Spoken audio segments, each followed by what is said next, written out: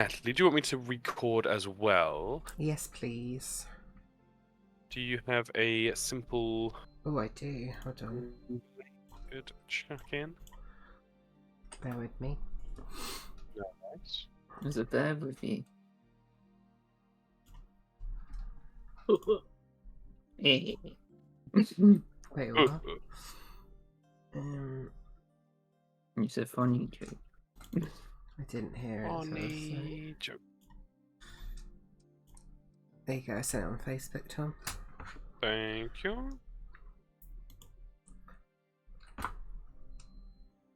God.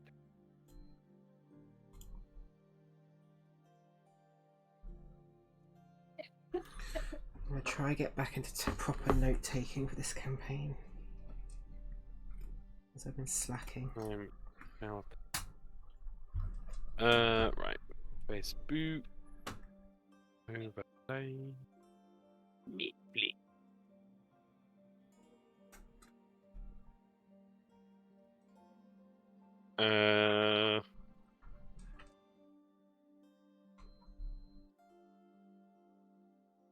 I can't remember. It's in this pile of notes somewhere. You sent me on Facebook, Natalie. Yeah. Can't see nothing. Hold on.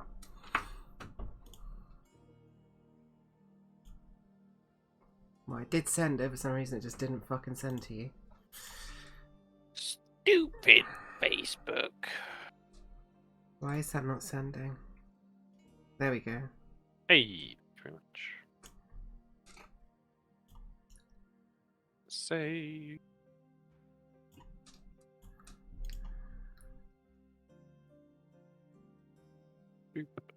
And then we add image.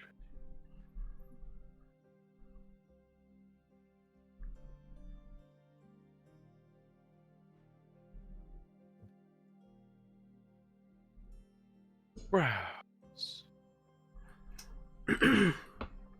Bing. Perfect. Up.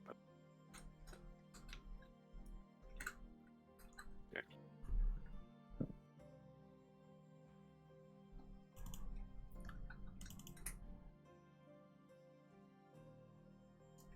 Amazing. Right, I'm gonna hit record. Boosh. Okay, so welcome back to session 5 of The Lights of Lumen. Last session was action-packed. You managed to rescue the beleaguered Mr. Muffin Paws from the grasp of a number of different gremlins, most notably a... Oh my god, I've immediately forgotten the name now. A Nuglub, hairy, three-eyed thing that chased you around, caused you some problems before falling down a hole and getting destroyed.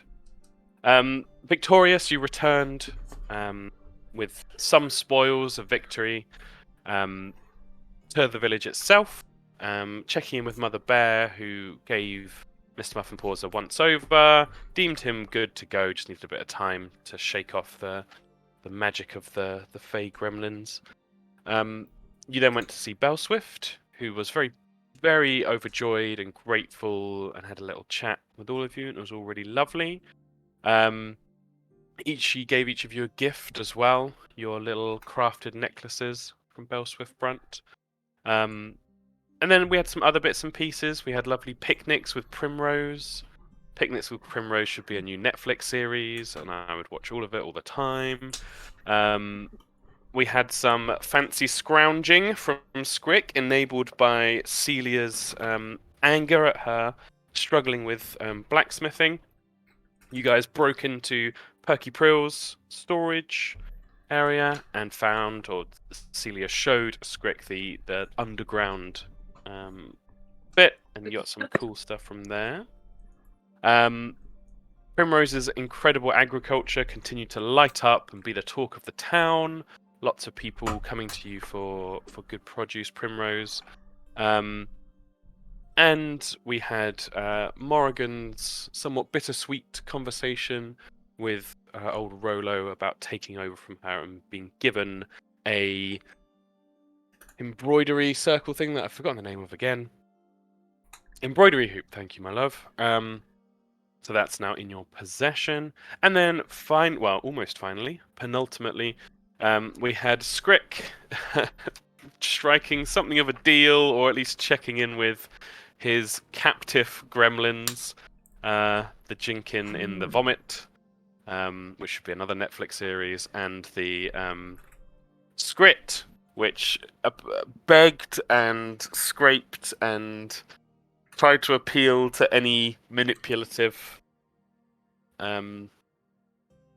ways it could get in your head, Skrik. But you held them held very sensibly, and you've got them still around with a vague dream of getting them a vivarium to live in at some point. And then finally, we had a rather dramatic end to the session. I also bought a ferret. You also bought a ferret with beautiful brass coloured fur that you called Alley-oop. Alley-oop. That's the one. Wonderful. Very, very cool. And yeah, I'll happily remind everyone that within Lumen Village, you're always free to go to shops and what have you, especially Moneybags Primrose. But the session did end with the startling awake of many of you as you heard a commotion in the middle of the village centre by Serian's stand. And upon arrival, each of you saw, surrounded by your fellow village folk, looking aghast and murmuring all around, the sight of Old Thunder, the trusted warhorse of Amarea Grindstone, riderless, with blood streaked across his back. Cut that music for now, as this is a tense time. But I'd like to start our session with a little bit of a preface. Each of you has heard stories of Old Thunder, crushing blade and limb beneath his hooves as he charges into battle, galloping across the meadows outside Crucible with Amarea's white blonde hair streaming behind her, his grand old strength pulling Yormag the Bastion from beneath cursed rubble in the far-off dark city of Greyspire. It is a storied beast, and for many people of the village, a talisman of the Lightbearer's incredible reliability and strength, heroic endeavor. Yet now he stands there, riderless, as an emblem of immediate shock and fear, a spray of deep scarlet across his storied flank. He stands and shudders in a non-existent cold, old eyes wide in terror that has taken root. Larcel Grumman, father of Skrick, steps forward to comfort the suffering beast. It kind of goes about patting down this small diminutive Isoki figure with a trained gentle touch, beginning to calm the old warhorse. He calls out to everyone around. He's not hurt. It's not his blood. The crowd breaks out into fresh rumours you hear muttering all around. Whose blood is it then? What's happened to the Lightbearers? How can Old Thunder be here without his trusted rider, Amarea? Pushing through the crowd, gently, the large form of Elder Councillor Harley Ten steps forward to comfort the crowds themselves. The Diamond will convene immediately. Please do not be alarmed. We don't yet know anything beyond what we see before us. And Lumen Village and its people does not pride itself on foolish whims and assuming the worst. We will speak soon. The Diamond will convene in Lumen Hall immediately, and we will have an announcement for you all at noon. We will see you then. Please go back to your work, to your daily doings, as we do always. Is there anything any of you would be saying or doing in this moment?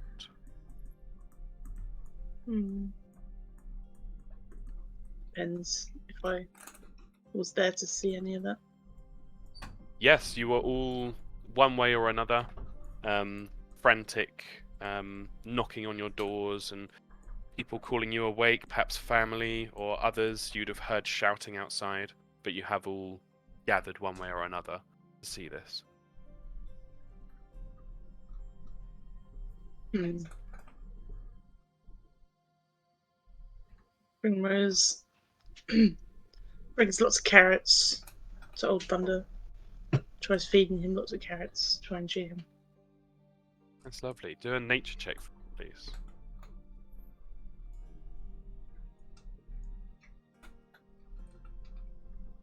Uh, Wow. The large muscular flanks of Old Thunder kind of twitch as you come close, and his hooves stomp against the ground. He breathes heavily, puffing and snorting as you get close. You're kind of turned back slightly by his agitation. You think there's a risk of getting hurt if you approach any closer. and it leaves them on the floor for him. Yeah, and Larcel Grumman gives you a hurried smile. She says, "Oh, thank you, lass. This will go down well. Just need to get him calm first." Alright. If there's any other way I can help, I'll be standing here. Gives you a nod. Yeah, that's really nice. Thanks. Whoa, whoa, whoa. He kind of goes back to Old Thunder, and you see some of the other members of the Grumman family gathering around and going about there, plying their trade, trying to calm down Old Thunder. Would Celia be aware of anyone in the village who had the ability to talk to animals? You would. Your mind would probably go to Mother Bear as Mm. the one who communes with animals most closely. But you will have spotted Mother Bear along with the other 3 members of the Diamond. So the Diamond is the ruling council of Lumen Village, Elder Councillor Harley 10, Mother Bear, Specular Sophist, Bryna, and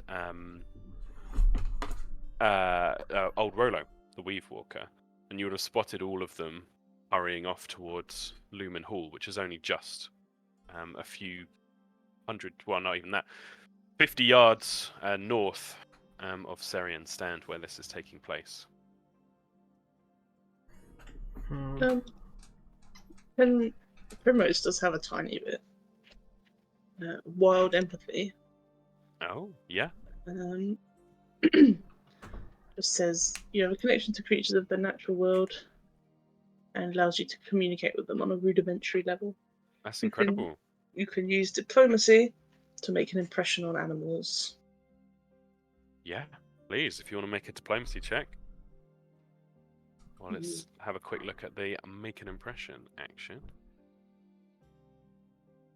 Old Thunder does seem to be beginning to calm down with all the Grummans around. Maybe you got a hero point.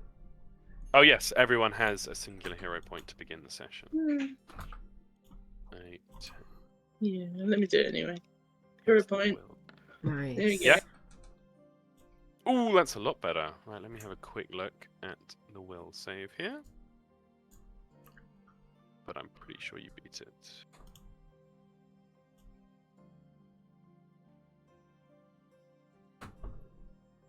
Writing. Old Thunder. Will. Yes, you did indeed. Cool. Yeah.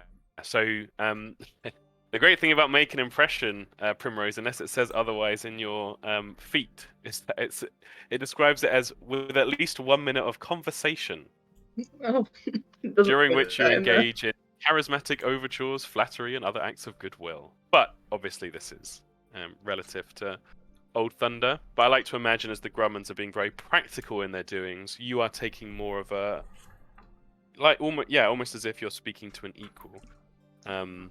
Giving off some of your calming presence, offering up the carrots. But you do find that, after about a minute or so, Old Thunder seems to have calmed down quite a lot and is looking with these, looking towards you with his strong features. if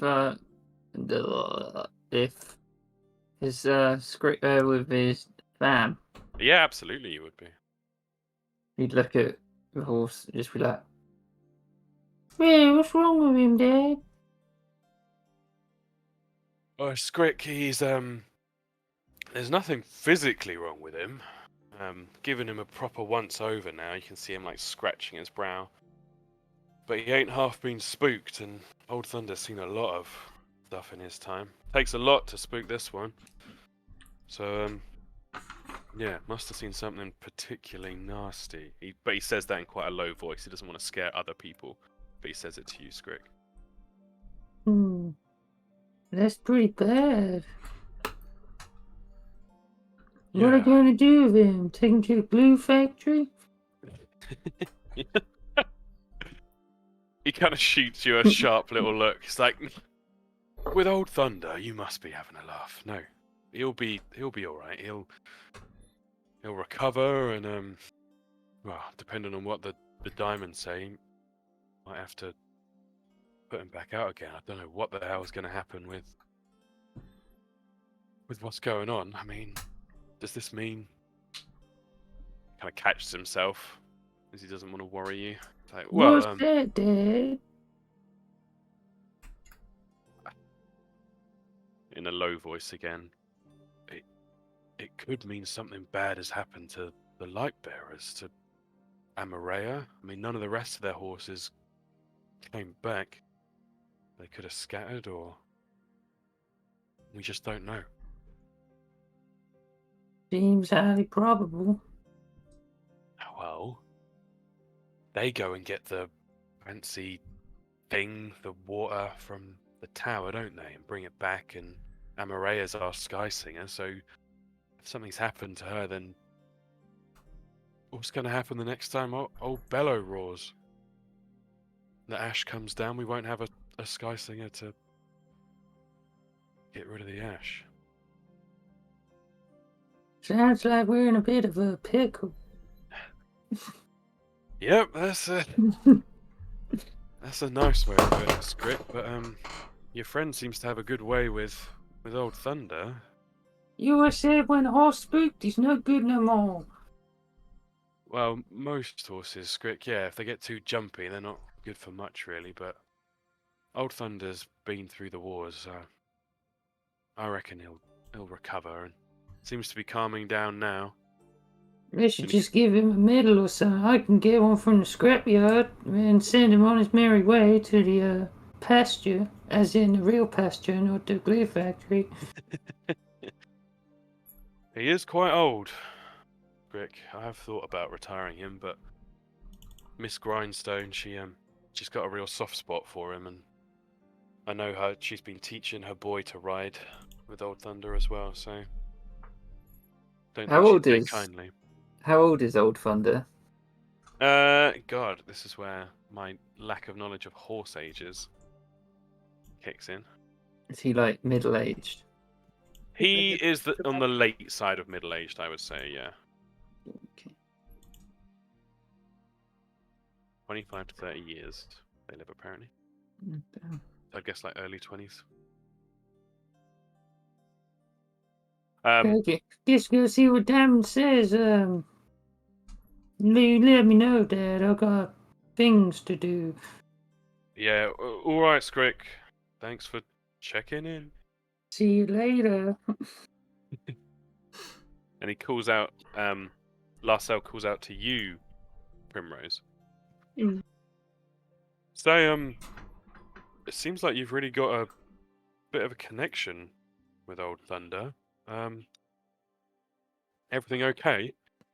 A connection, I guess so. You see, at this point, she's put Dandy on the back of him, and Dandy's Aw. like just chilling on the back of him right now. And she's Yeah. just reaching a hand out and petting his face. I guess so. I guess I kind of have a little connection with most things around. But I mean, you're right. I think he's been spooked. I've never seen him like this before. He's the strongest horse we've ever had we've ever read. I've known him since he was a foal. It must have been horrible, whatever it was. What do you think has happened to the light bearers? She kind of looks at all the blood on him. Yeah, he gives you a worried look. It's just like, don't want to scare anyone, but a trained warhorse like Old Thunder wouldn't just abandon his rider. Unless. I don't want to say. Well, something big and horrible enough to spook him away, or he was sent on his way by his rider. That could be what happened. Don't want to, like Harley 10 said, I don't want to be all negative. Have you checked him over? Has he got any notes on him or anything? Or kind of look over the horse. He's lost his stuff. I don't know the word again. He's lost his saddle and his he's still got his bridle in, but lost the saddle and the bags. It's just this. He kind of gestures with a bit of a grimace towards the blood spray, which you can see. It doesn't look like it came from where the saddle would have been. It's just like this big spray, like across Old Thunder's side. But it's definitely not from him. It's not from him. There's not a cut on him. So I'm grateful for that, at least. Well, what do you think we should do? We should get him back to them.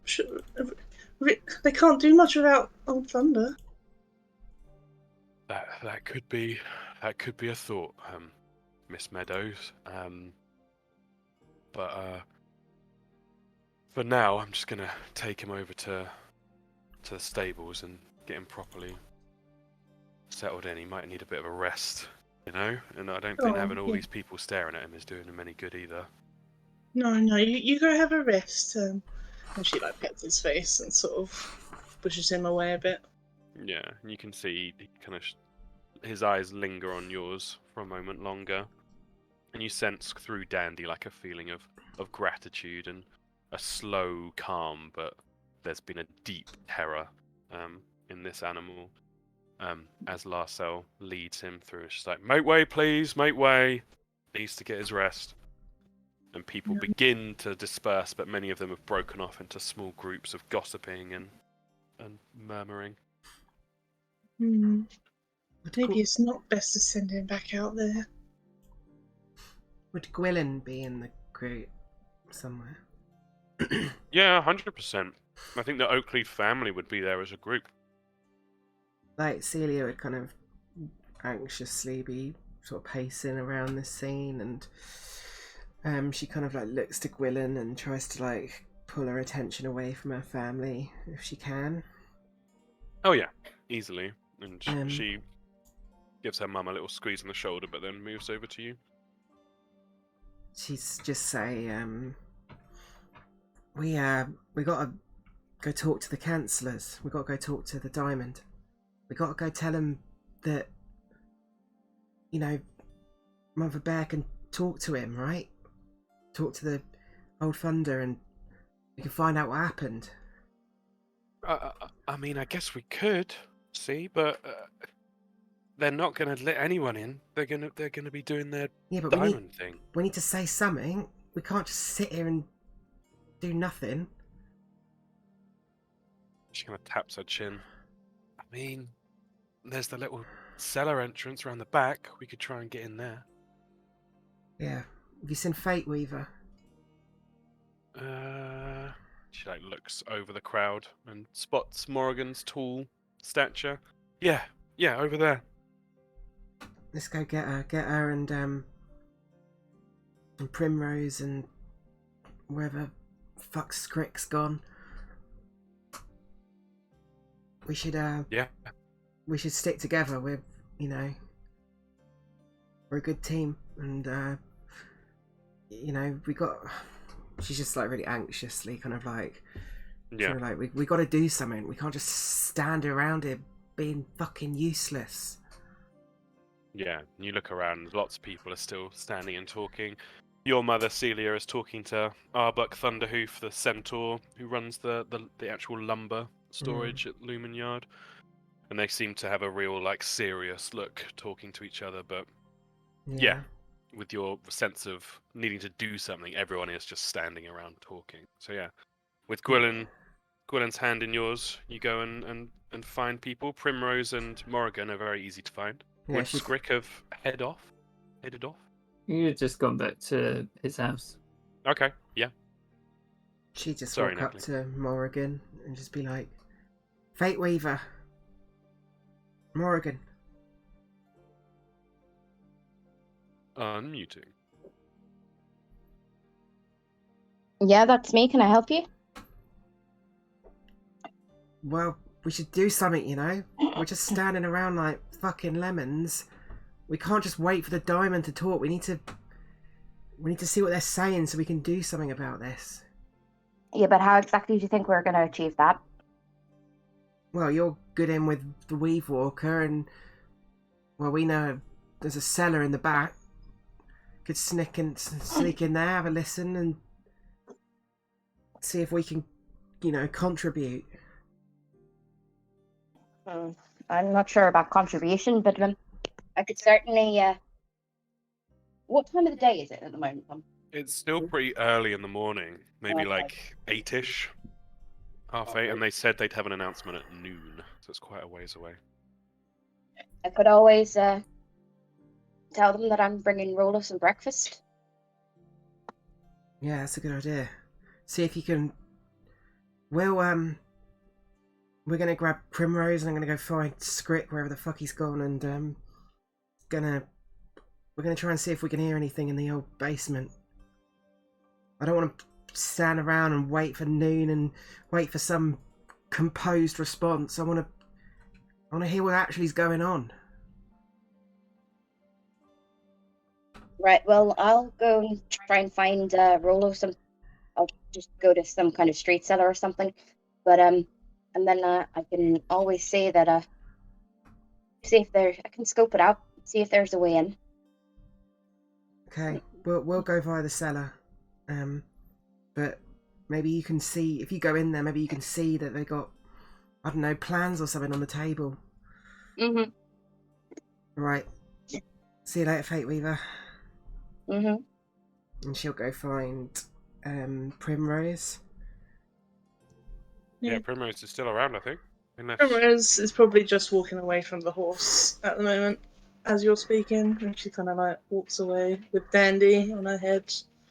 Yeah, maybe a little bit of trembling, as it were, because I've not seen that much blood in one place before on a horse. Definitely, yeah. She kind of just sort of like sheepishly walks back into the crowd, probably towards her family, wherever they are in there. Yeah, no, they're nearby. They've all turned up in various states of undress or bedwear or hastily pulled on shirts and such. Yeah. They are talking frantically amongst themselves. They look really worried, and you can see a look on your father's face, which you don't like very much. It's a look he has on his face when he's talked before about maybe moving away from Lumen. He's got that look on his face again. Yeah, she just walks towards them, ears down. She's sort of holding her twine basket in both paws. I don't think I've ever been this worried before. I think that as she was walking back, like Willem and Celia would have practically like run into her, like just like sprinted like at her and just sort of almost screeching to a stop next to her as they kind of like, "Oi, Primrose!" Oh, hello, Celia. We need your help. I mean, I assume you saw. What do you need help with? We're gonna sneak into the cellar where the diamond beneath the hall. We wanna hear what's going on. We don't wanna wait around. We wanna see if we can do anything. Do you want in? Yeah, I'll come. I don't think anyone knows really though, but we can go see. Well, it's better than wait until noon. I can't. We can't just wait around till then. No. Go. Have you seen Scrick? I think I saw him go back into his house. Right, let's go grab him. He's good at sneaking and all that jazz. Yeah, good idea. Okay, so we'll head over to Scrick's house. Hmm. And, Yep, you can see the front of the stables is wide open. Very clear what's going on. The whole family is a buzz and calming down the other horses as they're being a bit disturbed by Old Thunder's nervousness, but they're all being put away. yeah, she'll like call out to one of the family members saying, "Oi, you seen Scrick?" Yeah, he's in his loft. Points upwards. All right, cheers. And she's gonna just get into the to find him as soon as possible. Like get up into the loft. While she's doing that, Primrose feeds carrots to all the horses. Oh, the horses are very happy to see you, Primrose. Hmm. Yeah, you climb the stairs. Scrick, I think you'd have like a small space. It's a very big family. So you'd have a small space, probably completely filled to the brim with junk. In the loft, and you hear the sound of people ascending the stairs, heavier footfalls than your family's. As he hears them approaching his room, he's like, I told you to knock! Knock, knock. It's Celia Brunt. And Yeah, what do you Quillen. want? We need your help. Why? Because you're a sneaky little shit who's good at sneaking. That doesn't explain why. We're gonna sneak into the Lumen Hall, the town hall cellar. We want to listen in and see what the Diamond are talking about. Why? They're going to do what they're going to do. Well, I don't want to wait for some curated response that's going to try and make everyone feel safe and happy. I want to know what actually is going on. I already feel safe and happy. I'm perfectly content. She sort of just starts playing with his junk. That's great, but you saw what happened. Old Thunder's back without the light bearers. That could mean she kind of just shrugs Means all this stuff is gonna melt in the ash. Yeah, but what we gonna do about it? I'm just from some 2-bit town. Well, we got to do something. We can't just stand around, right? Diamond's doing some of talking. Well, I want to hear what they're actually saying, so if you want to help, then great, but if you don't, then that's fine. What's in it for me? Well, I'm sure I can arrange another visit to old Prickly's place, or Perky's place, sorry. I looked it last time. I can get in there anytime I want. You gotta up the stakes. Is there anywhere else I would know that would be like maybe the Lens Tower? I mean, the lens tower's locked up pretty tight. You probably wouldn't know much about it yourself, though. You and Gwilyn do have a spot down by the river that you like, so you might have. You've probably seen how they dispose of their broken lenses, or like how they sort them out. But another thought that might occur to you is that you've got an inn at Oakleaf Manor itself, which has a lot of fancy goodies around.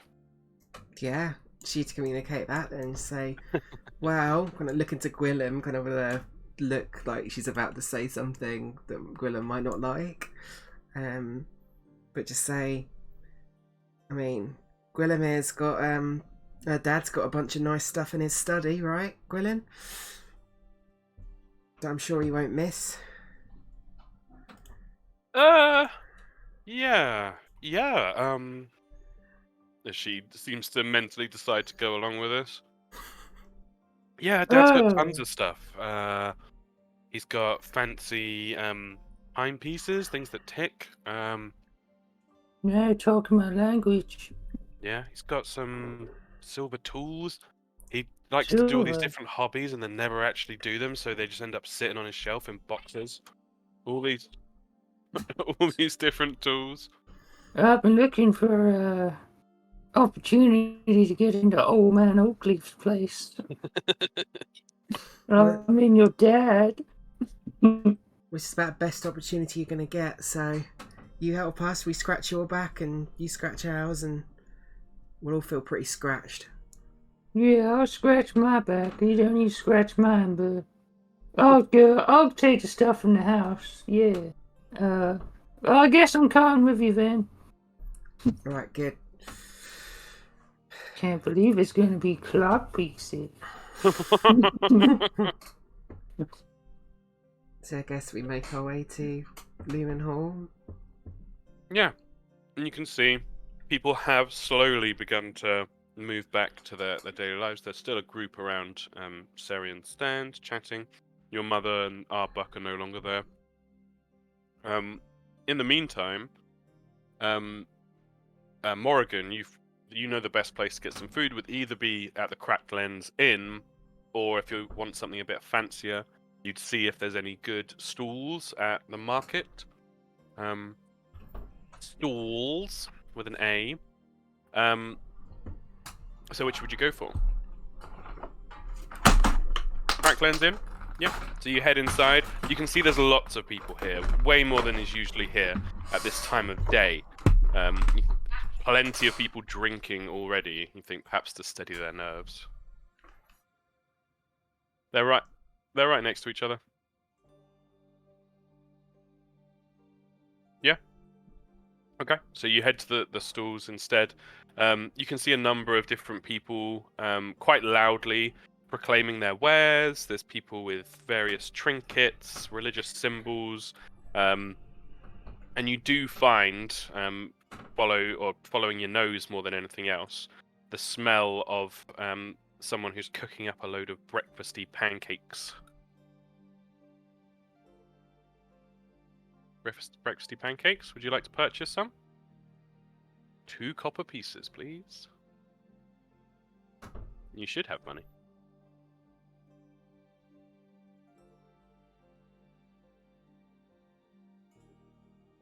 Every character starts with 15 gold pieces. So yeah, 2 copper pieces. You get a nice little stack of pancakes with the toppings and sauces that you think Rolo would like best. A little wicker disposable plate. And a tiny shrug. And you head over to Lumen Hall. Just about the time you see your companions hurrying around to the back of the hall.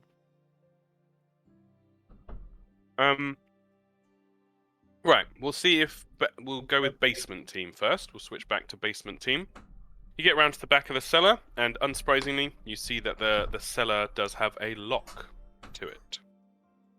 What is the plan? Celia looks to Scrick. I've seen you at work.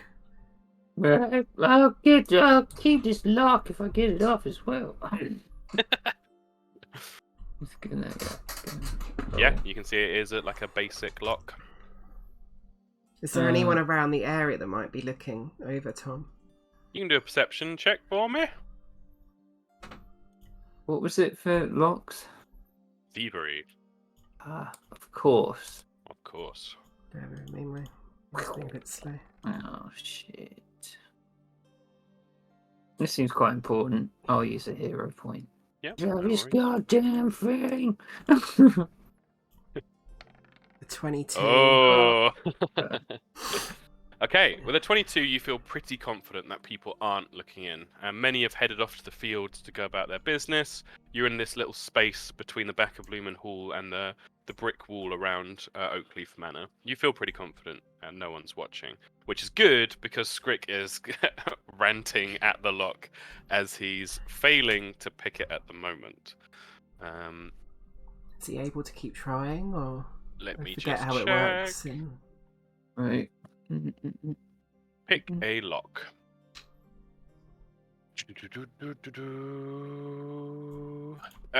He is able to keep trying.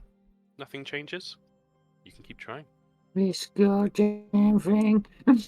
Obviously, if this was a high-pressure situation, it'd be different. But at the moment, just clicking away. Nice. Ooh, very nice.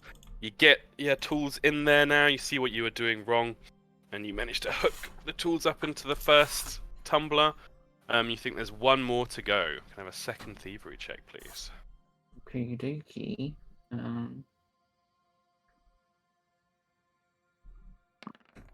Shit. Oh my god. This lock is quite a poorly constructed one, and that itself is kind of throwing you off. But that wasn't a critical failure, so you're able to keep going. Just check. Let me just check something.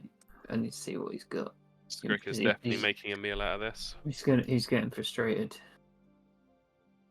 Okay, he doesn't actually have anything to help. Well, I need to help him.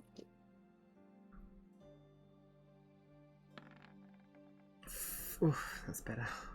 A satisfying clunk as you see the padlock swing wide. If you want to take the lock, Skrick, it is a lock bracket paw. Oh, you I've can already put- got one of those. You I've can put add in. it into your inventory. But with that, the cellar doors are free for you to open. Nice work. Well done. Yeah, after you, I'm gonna hang near the back. I mean, you're the stealthy one, though. I'll be vigilant at the back. All right. Actually, wait. What does he know anything about this area they're going down into? It's the village hall. It's often used for little festivals or celebrations or weekly activities. Yeah, it's you don't think it's anything particularly spectacular, and you imagine the basement is probably the place where they'd store the things they use in their weekly activities. I'll go first. There might be some stuff down there. I can purloin. Just want to look at Okay. the exploration activities quickly. Exploration.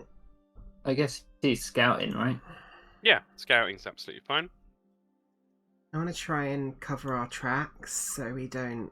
Mm-hmm. Some people aren't gonna fucking like come in behind us. Be like, why is this open? Yeah, kick around the grass by the cellar doors and make sure to close them behind you. Very cool.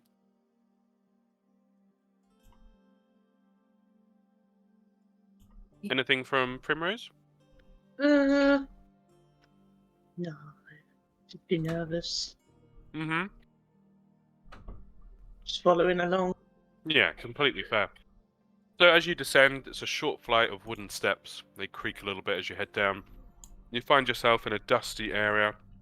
Does anyone have a light source that they want to use? Script's got a torch. Well, he You- can see anyway, but he'd. No, he wouldn't What- actually. but yeah, because I was gonna he's say- scouting. I got dark Yeah. vision, but Oh, amazing. Primrose just fumbles around in the dark. It's not pitch black. It is low light down here because many of the floorboards above aren't perfectly joined. So there are little shafts of light breaking down, and you can see the dust moving in the I've shafts got low of light. light vision. Oh, okay, you're fine then. So you're all looking around. You can see multiple shelves with old pieces of poorly made pottery and what have you. The results and the materials for various weekly activities run here at the hall. You see a large tent kind of folded up and piled in the corner, used for the village kind of fete that they run fairly regularly. Yeah, if you want to do a proper search around Skrick, you can give me a perception check. Yeah, of course. For Celia and Primrose, who are a bit more focused, you do hear the sound of muffled voices from above, and you get the sense you're going to have to go further in to properly get a handle on things. Mm. Skrick, you root around, and you find yourself in the possession of some cracked pieces of ceramics, if you want to keep those. Some tent pegs. Tent pegs. Yeah, pretty Yeah, amazing. keeping the tent pegs, very nice. He would look up. He would like the look of a tent, but it's obviously way too big. Yeah, it's huge. You'd see scraps of fabric. There's probably one like full roll of a dark green fabric that you could take if you wanted. Yeah. Yeah, there you go. That's about it, really. Everything else is kind of useless or packed away and locked up. Just looking wanna- around. He's like, nice. I want to move further into the sound of the muffled voices. Yeah, cool. Yeah. Could I have a stealth check from each of you if you're moving further in? Yep. Okay, not bad at all.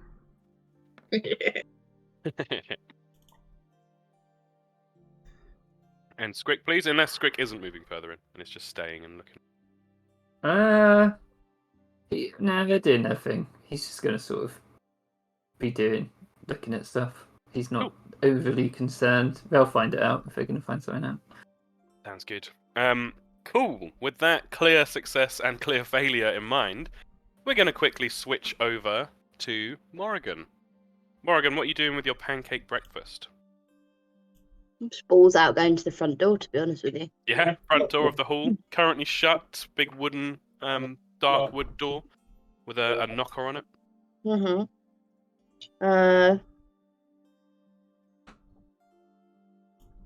Yeah. Give it a knock. You pull back the heavy brass knocker, knock on the door.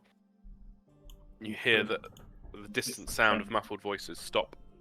The scraping of chairs as someone gets up, moves to the front door.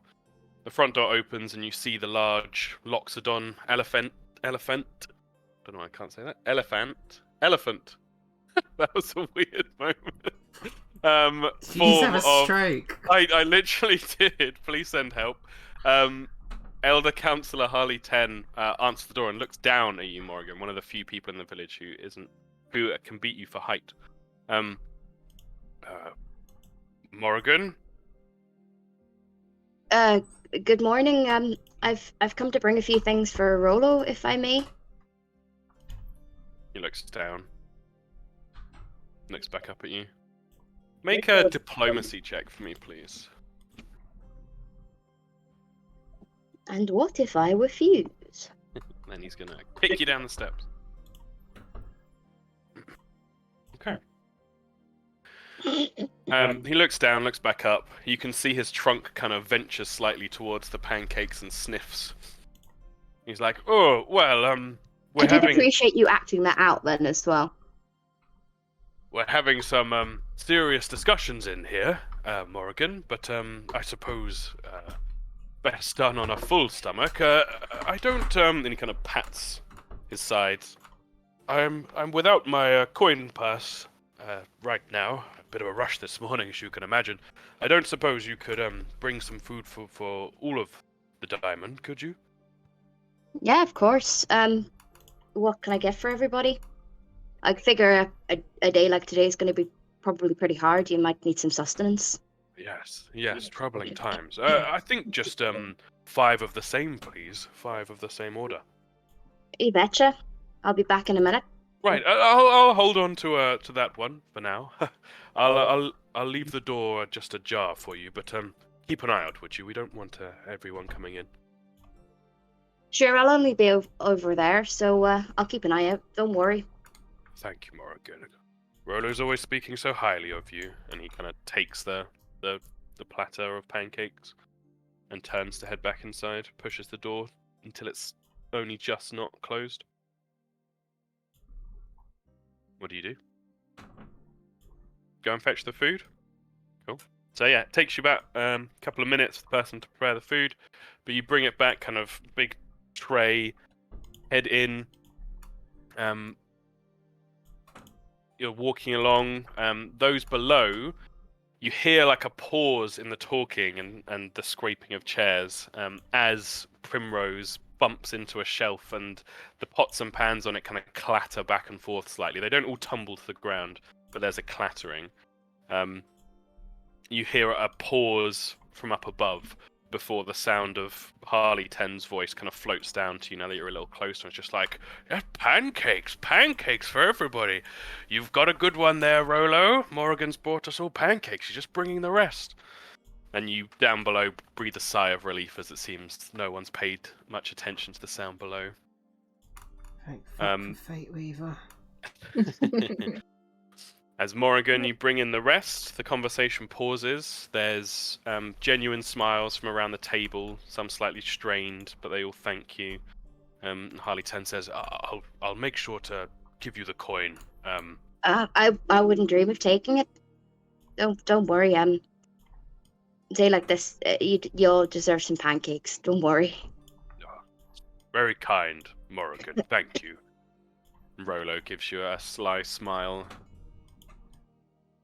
How's it all going in here then? Are you any closer to finding out what's going on? I don't know where this accent's fucking going today. It's really sounds great. good. You should Yeah. not be so harsh on yourself. It's really good.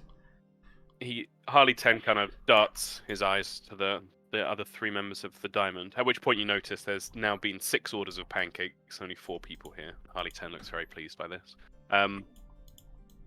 And he kind of darts his eyes around and says, yes, we're making some progress, lots of constructive discussion, and you hear like a bit of a not a guffaw, but like a from Speculous Office Briner on the other side of the table to Harley 10.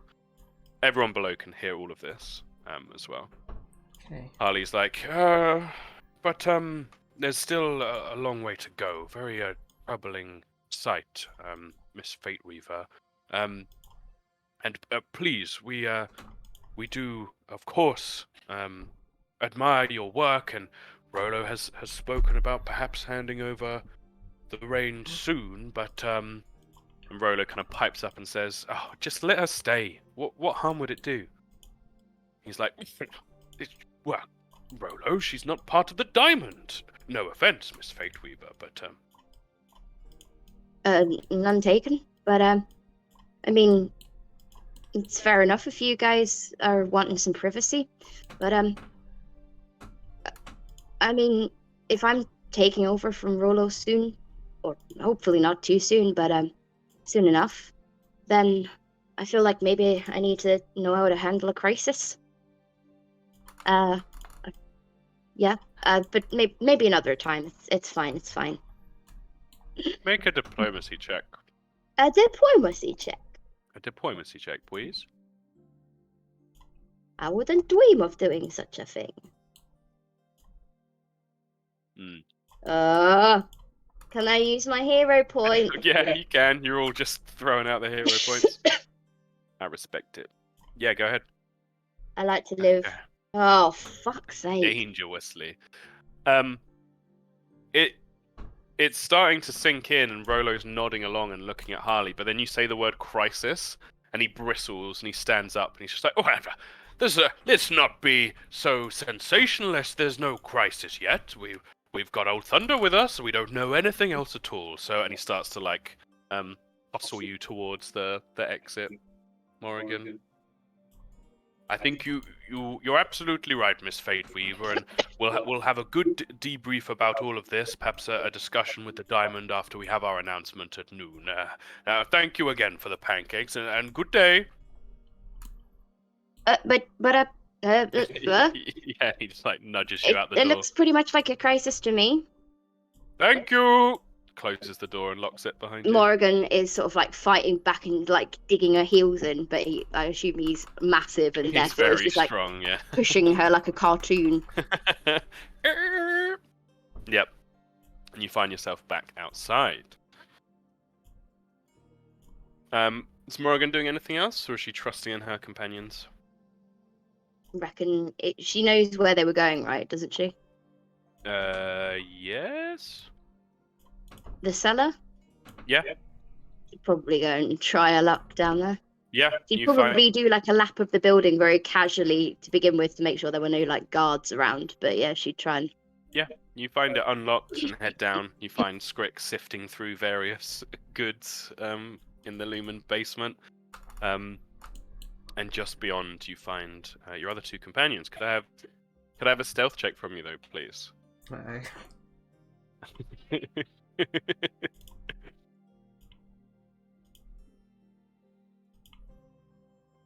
Oh, fuck. Amazing. So, the 2 Primrose and Celia, you hear all this conversation, and you hear Harley 10 returning to a seat, and you hear him like, crisis. He sits down. and Speculus Office Briner, the orcish chief lens maker here in Lumen. You will know him to be very into his work, very professional, not much time for anything else. Has never like settled down with a family or anything. He's just completely committed. He's just like, well, Harley, she has a point. It is a crisis. And Harley says, let's not jump to any conclusions. Yes, it's Old Thunder, and yes, there's blood, but we don't know anything yet. And the conversation trails along a bit, and you notice that Mother Bear doesn't speak much before. Oh God, are you looking at what Natalie made? Incredible. Before you hear, you get the gist that Briner is very concerned and not happy with Harley 10's kind of muddling with it all. Rolo keeps speaking about how there had been some signs in the weave of dark tidings to come and things like that. And again, Briner's just like, we need to talk about the practicalities. But eventually Mother Bear cuts in and kind of, you think she was maybe leaning back on her chair, and she slams the front two legs of her chair down and just says, enough. This is ridiculous. We're not getting anywhere. We have a whole village of people out there expecting an answer, and we've produced nothing. You're right, Briner. We need to think practically, and we need to treat this as seriously as it is. This has never happened for us before. And you are right, Harley. We don't know enough yet, but that isn't a reason to be less concerned. We need to find out more. Whatever happens, we need to think about excuse me, about the route that the light bearers must have taken, and think about how we're going to find out what happened to them, or what has happened to cause. As she like holds up a hand towards Harley as he starts to bristle again. What happened to cause Thunder this? I've never seen Old Thunder look like that before. Something serious has happened. Briner says, thank you. We should send for hired work, mercenaries or something immediately. People to travel to where the light bearers would have been. They can't have gone too far in this time. And let them handle it, and they can report back to us. Harley 10 says, no, this is a Lumen matter. We need to solve this ourselves. Surely there are those we count amongst the village that could deal with this. And Rolo begins to speak and say, well, Morrigan herself has spoken highly and shown herself capable with the recent dealings over at Horsehair, and at this point there's the two of you, Primrose and Celia, have been listening intently, craning your ears upwards. But your ear, especially Primrose's rabbit ear, twitches around to the side as another sound comes to you as Morrigan bumps her head on one of the beams above her as she like sees you guys and goes to like wave her greeting. She bumps her head and goes, "Ugh!" Calls out. And the talk upstairs stops immediately. Fuck. Harley's like, what was that? Morrigan would immediately turn around and start, as quietly as she can, dashing back upstairs. What do the rest of you do? I'm gonna try and find a place to hide. Okay. Hide. Stealth Not checks for probably two not of you, very well. please.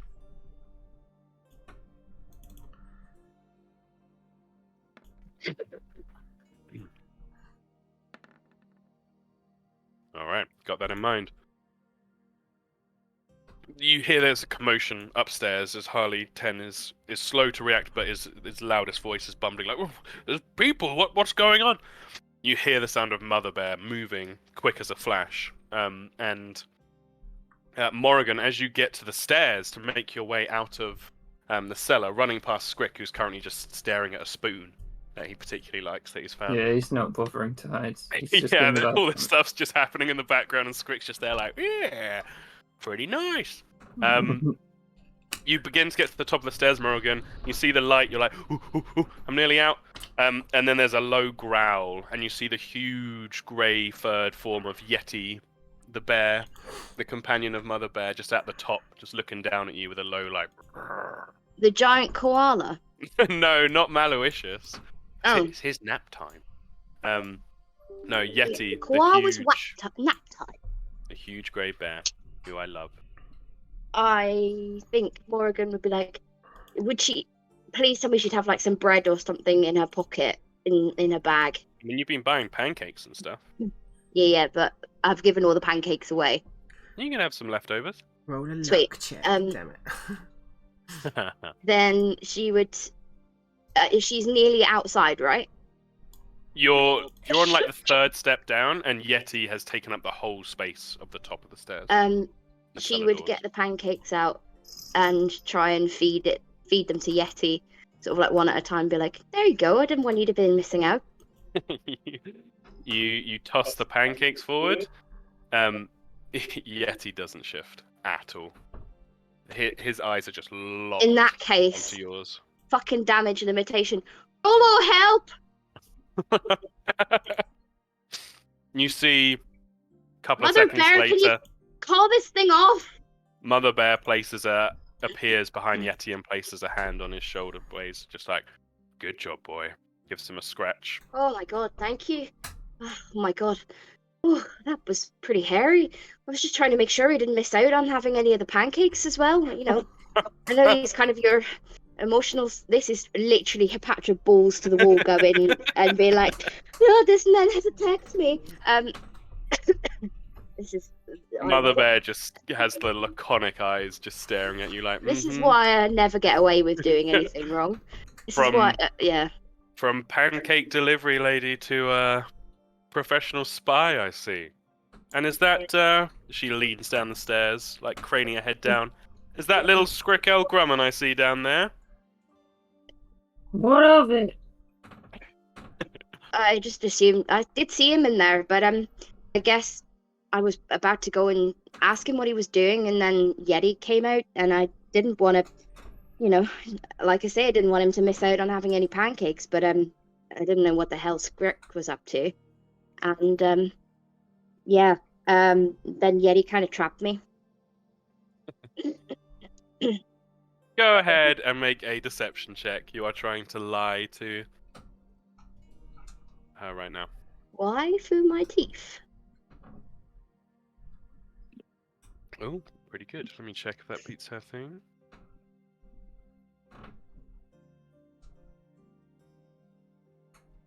Ah. You think perhaps against someone slightly less canny and well experienced, he would have gotten away with it, but her eyebrow just raises. She's just like, well, allow me to join you. Let's go check on Scrickell together, shall we? Anyone else I should know about? As she allows Yeti to lead in front of her, starts to walk you down the steps. I mean, not as far as I know, but Mm-hmm. Decent rabbit ears poking out. Yeah. She walks around the corner, sees the rabbit ears poking out. She reaches over towards you, Scrick, and plucks the spoon from out of your hands. I think Morrigan would be like, Primrose, see, Gwilyn, what are you doing down here? How dare you embarrass me like this? Sorry, I think I've been watching too much Derry Girls. I've gone a bit Claire. Primrose pokes her head it's just round. Michelle.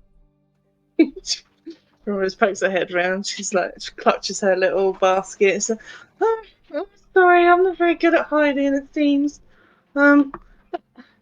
Sorry, Mother Bear. We were really curious and worried. That's all. I And wasn't. Morrigan's behind Mother Bear like this, Tom, just like Holding her head in her hands. my dad at Folk Club. We Scrick? just really wanted to do something. What were you going to say, Scrick? He said, I wasn't. She nods and has like a sardonic smile on her face. She's like, I understand. Right, let's get you guys upstairs. There's a ladder over here. She points. further into the gloom. You see a ladder in the corner. I'm good here, thanks. There's plenty of stuff to look around. I'm sure there is plenty of stuff, but I'm going to have to ask you to come with me, Mr. Skrikel. What are you gonna do? Take away my junk? Carry you, probably? Or let Yeti carry you? Morgan me- would say under her breath, I'm pretty sure that's the only time someone's going to want to get their hands on your junk. I don't want to be manhandled by that stinky bear. Yeti growls at you. Mother Bear says, "Oh, he doesn't mean it, Yeti." I do. And he just goes up the ladder, staring at Yeti. She goes to like start walking past where you're hidden, Celia. Willen's like shoulders sunk, heading up the stairs as well. And as everyone starts heading up, you've got a sense of like victory in your mind, and then you just hear a knock on top of the box that you've climbed into, and Mother Bear's voice just like, "Pretty good effort. Up you get." She's just sort of like, God damn it, kind of just climbs out with a defeated look on her face. She has a real shit-eating grin. Just like, next time you need to put the lid actually where it was before. Yeah. Morgan would be like, guys, Jesus. I'm still trying to like keep myself out of this and keep myself. You're all marched upstairs into the main room. The councillors are stood now, except for Rolo, who stayed seated. As you all come up, Harley Tenner's like, "Well, this is ridiculous. Why were you all down there?" Mother Bear holds up a hand, and just says, "They were concerned, Harley, as the whole village is. This is what I'm saying. I was trying to feed the bear pancakes. Morrigan has an inability to stop digging herself a hole once she started, it seems. You might want to work on that with her, Rolo." And Rolo just grins at you, Morrigan. It's a hole if it's the truth. Rolo stands up at this point. Brian has just got his arms crossed and scowling. Rolo stands up and just says, "Funnily enough, I was just turning the conversation your way anyway. Well, Please. you go on. Please." And she gestures towards the chairs. And Mother Bear goes and fetches some more chairs stacked up at the side of the hall. Do you all sit? Luke's gonna go in the corner and be weird, like sit Gonna on the lurk. floor. Yeah. Is it possible for Scrick to do anything without being weird? That's the question. I think that No. Morrigan just gets more and more ballsy. Like when she knows she's in trouble, she'll just try and like fake charm her way out of it. But apparently that isn't working. But Not she's going to working. continue to try. Not working at all. I don't care, Tom. It doesn't stop her trying. And as you all sit down, Celia sits Rolo. down with her like arms crossed, like looking sort of pissy at everyone. yeah, Primrose sits down, just quite sheepish, with a basket on her lap. yeah.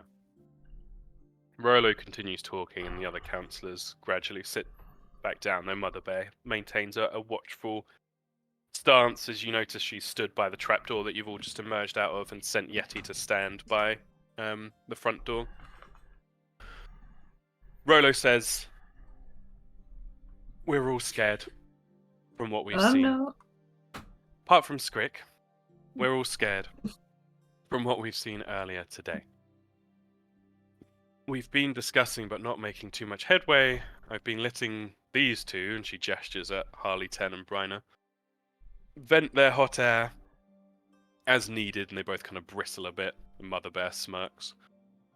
Rolo says, "But really the crux of the matter is they're both right and they're both wrong. We need to know more. We need to go to travel the path that the light bearers that's an amazing drawing, that the light bearers will have taken, and see what there is to be seen. This is a loose thread in the weave that could unbind so many more in the village. It needs to be dealt with. I was just getting to, before we heard your attempt at espionage. But Rolla, it wasn't an attempt at espionage. I was just trying to feed pancakes to the bear, and she'd just like go off on it, and I imagine Rolla would be like, anyway, as I was saying. Yeah, Rolo just gives you a withering glare at this point and just says, I was getting to saying that Morrigan, despite her tongue,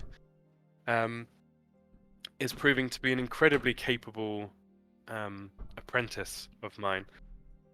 These four recently returned from Horsehair Hollow, having dealt with gremlins and rescued our wayward feline, as well as proving themselves capable in the face of the Ashbound on the night of sharpening. Though they are young, excluding Morrigan, I believe these four are very capable, and more than their appearance might immediately seem. Reiner, again audibly scoffs at this. It's just like, not as capable as a band of mercenaries. Harley tends like scratching the side of his trunk as Rolo's talking. At that, if the capable as a band of mercenaries, Morgan would probably be like, but I bet a band of mercenaries wouldn't care as much about this as we do. Yeah, Harley Ten like slams the table twice with his big Loxodon fist, and she's like, Here! We need to deal with a Lumen problem with Lumen people. Thank you, Miss Fateweaver." Bryna turns round to start arguing, and Rolo's just like, Please, this isn't going to help anything. Perhaps mercenaries might be a part of the solution, but either way, they're not going to come from here. They would come from Sea Spray or from Crucible. That's something that whoever takes up this burden will have to potentially think of on the journey. I mean, does this not feel like fate right now? These four managed to be the only ones with the nerve to try and do something, while everyone else flees back to their homes to chatter. You can see the rest of the diamond is thinking deeply. There's kind of a pause in the conversation, an opportunity for anybody to speak up if they feel they want to. Can we just stop talking and start doing something? Where's the bloody map? You said about tracking the light bearer's route. I heard you. Give us the map. I'll go grab my stuff right now and find where they've gone. The quicker we take the trail, then the quicker we can find them. More pissing around waiting for mercenaries or chatting all day till noon, then who knows what's they're going to turn up.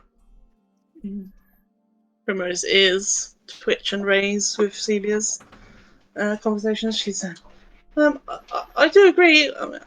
I'm willing to go and help right now, whereas if you try and get mercenaries, it might take a little while that we might not have.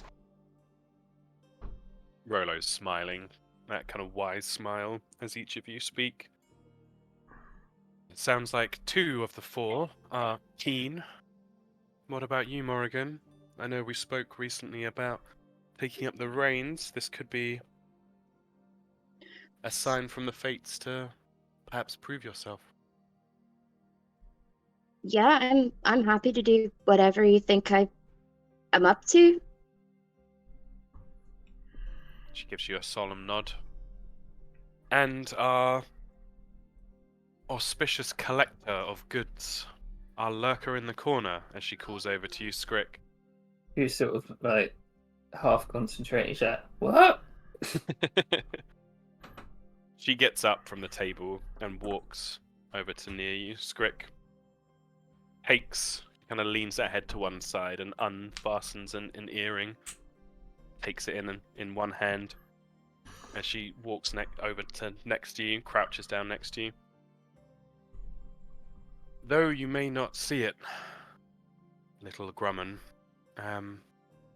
Well, I'm not that small. you're developing quite the set of skills. And though I'm sure you found many good things here in Lumen, there's a couple of things I think missing from my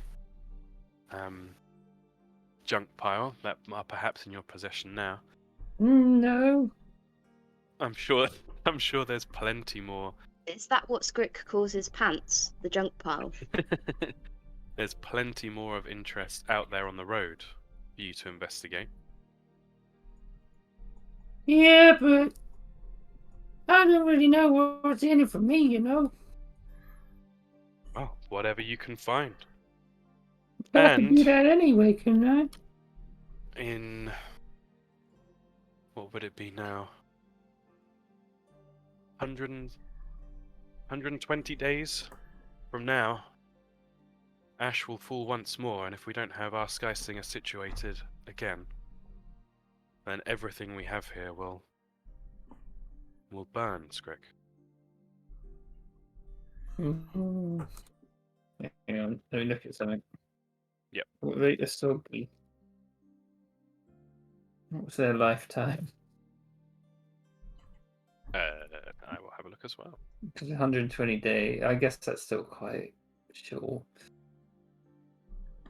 If I'm going out, then I need Scrick. He's. Well, I haven't said I'm going anywhere yet.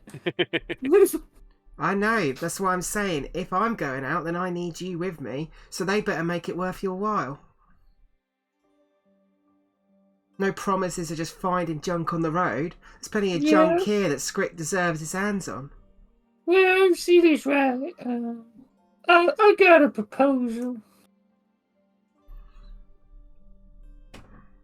I'm all ears. You, every year, you give me a lens, yeah? Not cracked, a real lens. Reiner shouts out from on the other side. It's like, ridiculous! Every lens is custom made to specification. Rolo's hand goes up, and you note that all his bristle just disappears immediately as Rolo's hand goes up. Yeah, and it'll the be lens making is my chosen. specifications. I see. So really, Reiner, she kind of swivels on her heel a little bit. This would be another order each year, paid for by the village. I think that's more than reasonable. Reiner gives what's the word? Surly, that's it. A surly nod. Just like, yes, I suppose that could be arranged. Plenty of warning, of course. You know, if I die as well, you don't even have to make them, so it's kind of win-win. Yes. All right, now we're talking. Rolo stands back up, kind of clasping her hands together, closing her eyes for a moment, breathes deeply.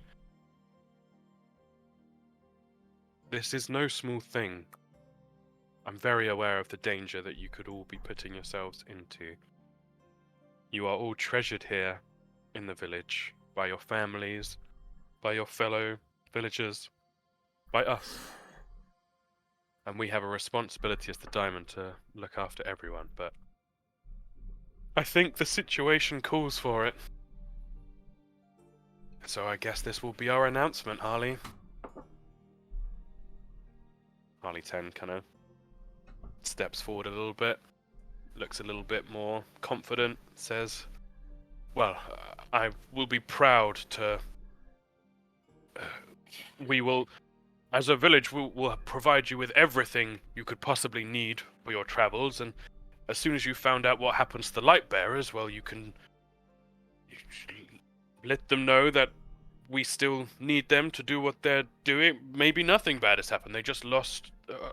At any rate, once you know, you can head back, and it'll be a nice little adventure for you. We're on good terms with Baroness Mar in Sea Spray. I can give you a letter of introduction, so you can get some lodgings there on your journey. Mother, please grab the map. And you see she's already heading over with the map, and I'll switch us over to the large map. I don't think we've seen this before. Have we? As you lean over this old parchment map, seen Ooh, much cool. use over time, you can see Lumen Village situated here, Lake Oculus to the east, and the Weave Water to the south, east, and so on. There are a number of trails that leave Lumen Village, but they are not well established. They aren't proper roads. The only proper road that leaves Lumen Village goes to Sea Spray, traveling along through the grassland to Sea Spray itself. You know that each year, or Harley 10 explains if you weren't aware, that each year the light bearers take this path. Their journey is one that doesn't require rushing. They head to Sea Spray, then up, taking either the proper shore road or the grasslands road further along, towards and through the ruins of Shorejoy, passing by Tilda's Touch, perhaps staying over if the whim takes them, before heading on to Crucible. But there is a larger map, but Harley makes a big point of saying considering Old Thunder coming back to us, and when the Lightbearers left, if Old Thunder came back immediately upon, shall we say, separation from his rider, Amareya, then the Lightbearers will likely have been somewhere around here. He draws a big cross on the map. Somewhere near Windgrasp and Shorejoy. Bit of an intersection of different roads. Perhaps that had something to do with it, but I think that should be your destination. Head to Sea Spray before heading north. Your choice of the roads, of course. I think the coastal one's meant to be more scenic, but up to you. But that's your destination, that intersection of paths there. Hopefully, you should have some answers. Any questions? Primrose just looks to Dandy. You don't remember all of that, Dandy? Dandy shakes his little leaves and clings a little bit tighter to the top of your head. You get the feeling of excitement from him. Mm. We're going to need horses. Yes, of course. It will cut the travel time down immensely. On horseback, it should only be about 5 days maximum to Sea Spray. Then, as you're traveling north, maybe another 6-7 days, perhaps. We're going to need one for each of us, all 5. She looks to Graham. Yes. He looks to Scrick. Okay. The Grumman family can provide, I'm sure. We better ask him, I guess. Yes, of course, we'll make all of this official. What were you saying, Miss Brunt? Well, we're going to need better armour for everyone. Weapons. Yes, Supplies. your family will be able to do supplies, of course. We'll gather everything possible. Young Miss Oakleaf, are you interested in taking this road as well? Of course she is. Right? Yeah, Gwillem nods heavily. But you do note that men like Rolo and Mother Bear have a doubtful look on their face. Well, perhaps. Well, I think first of all, you will need to discuss this with your families.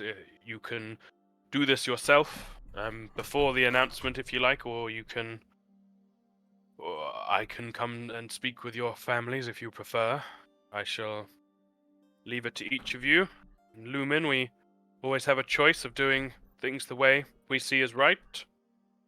Each home to their own. Let's just announce it now. What are we waiting for? We could be gone by midday if we hurry. Well, we've... I applaud your enthusiasm, Miss Brunt, but if you're looking to gather everything, Oh, maybe. Let's get the whole town together. The whole village. Oh. Okay, I'm gonna go quickly tell my family first before you make any announcements. I don't want them to be surprised. Script's gonna put his hand up. Yes. You're gonna announce to the village that you're sending us to sort this out? Yes, we will be. I imagine there'll be quite a few questions, but I've everyone got some listens of my own. to Rolo. Please ask away, and of course, Primrose, if you wish to head off now, please. Yeah, she is. She's gonna gather a lot of stuff as well. Yeah, you head off towards the meadows. That Harley turns to you, Scrick. I mean, it's not a very assured plan, is it? Sending a bunch of nobodies to take care of this? I mean, is that gonna go down well? Well, I would have perhaps had the same thought myself, but he kind of gestures towards Rolo, and Rolo says, "I think you're selling yourself short, Scrickel. You've all handled yourselves rather well. I was already impressed the night of sharpening with the Ashbound, but Mother Bear spoke well of you all. The less people, nobodies, would have been cut down in that moment, and you handled yourselves well at the Hollow." Script just looks a bit confused and he's like, Yeah, but what are people gonna think? I guess we'll see. Who cares what they think? As long as we're doing something, it doesn't matter what they think. Well, we could do something and just die. I mean, well, you know, it doesn't matter to them. They just want to feel safe, and we want them to be safe if they think we're going. Hopefully, they'll listen to my words, as they have done, as they do. Plus, we ain't gonna die, Script. You'll be walking well-traveled roads. You'll have all the goods you need. I trust in Morrigan's skill in guiding you where needed. She has a grasp of the fates that is still growing every day. And you'll be heading from us here to Sea Spray, and then north, and then home again. No further than that. Ooh.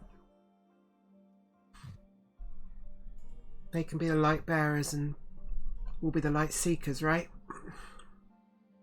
She smiles gently Sure towards thing. you. Perhaps. I like the idea.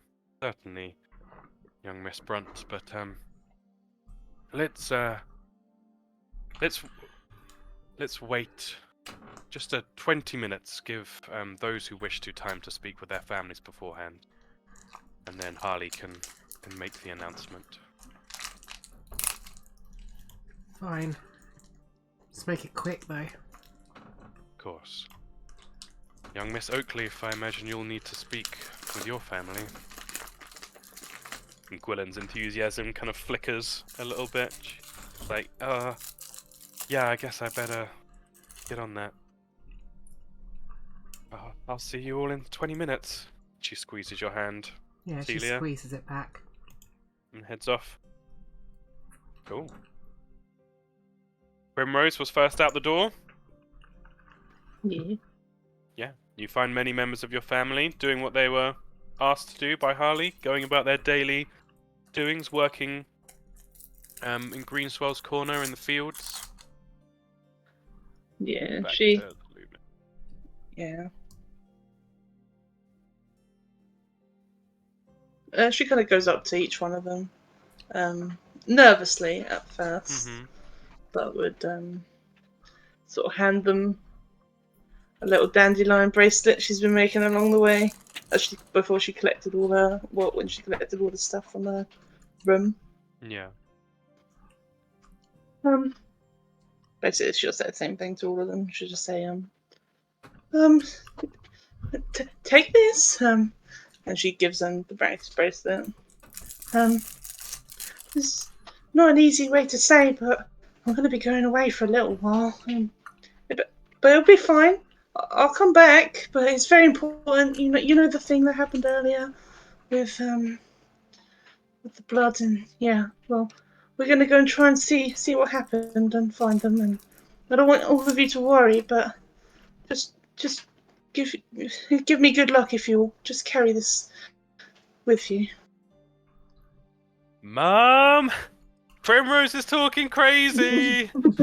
As all the other members of the family gather up quickly, and your mother, very much the leader of the family, kind of comes in. It's just like, what's all this about, Prim? What are you talking about? Well, they're going to make an announcement in a minute, so you'll all know officially, but I'm trying to make sure you all know so you're not all surprised. But I've been one of the chosen to go and try and help the village by trying to find the Lightbringers again. They've gone, they're missing the horse's name. Old Thunder. Your father is just like, what? And starts to step forward, but your mother just sticks out her paw and blocks him. Yeah. Oh. You alright? Yep. Your mother just says, Prim, you've made me so proud over these. You always make me so proud, but this is incredible. But have you thought this through? It's dangerous out there. How will we know you're okay? Well, you won't, but I'll come back. And I know it's going to be really dangerous and really scary, and I'm trying not to back out as we speak. But I got to do this for the village. I got to help where I can. I always help where I can, and well, I've got to back out of this now. He kind of smiles, a sad smile, and seems to understand. And it's just like, you give so much hope to the people here, Prim, and happiness with everything you do. Just make sure you're giving to yourself as well. You got to keep yourself safe and happy and healthy. Otherwise, you won't be able to help anybody. Well, I know, Mum. I will, and I do every day, and Dandy helps me out with that as well. Don't you, Dandy? She kind of pulls him into and puts him into her basket for a minute, so yeah, he can he peek wriggles over. around. Yeah, no. This is something I got to do, Mum, and I think I'll just make you even more proud. Yeah, she takes your hand in both of hers. You can see the rest of the family are completely rapt listening to this conversation. She takes your hand in hers and just says, you have a really special gift, Prim. Your connection with Dandy and everything you do. And she gestures around to... And it's even more obvious when you stand in the fields. The places that you've worked, Primrose, in the fields are just so lush and beautifully grown and incredible plant life. It's pretty clear that you've got something above and beyond, but just know that none of that, you don't need to do any of that to make me proud. Just proud of who you are. You make all of us so happy every day, and the rest of the family rushes in and bundles you for a big hug. Yeah, big hug. She is a bit shivery and a bit nervous, but she hugs everyone back. Yeah, your dad is like, we're gonna need some assurances from Harley if this is gonna fly at all. And he just begins marching off towards the town hall. She just sort of giggles at her dad. I'm gonna miss all of you though. Yeah, each of them is just getting a bit weepy and holding on to you and saying they're gonna miss you. But I'll come back and I'll bring good news and save the town. We know you will. Come on, guys. Let's get Primrose something to make sure she's always happy and thinking of us. And they all kind of like bound off, their little rabbit folk bounding away. Yeah. And your mother kind of stays there and holds eye contact with you for a moment and gives you a really meaningful kind of nod and a smile. She's like, I'm so, so proud of you. Oh. I've got no words, Mum. I'm so grateful to be part of such a wonderful family. She gathers you in for another big hug. It's just like, we're always with you, Prim. Now, come on, go and get everything you need. I know you're gonna need more than just your basket. Oh, I know. I've already got some of it. She sort of holds up one of her lanterns with the glowing mushroom in it. Yeah. This will be really useful. But Mum, do you know what made me really happy? Just before I go, maybe just one last picnic.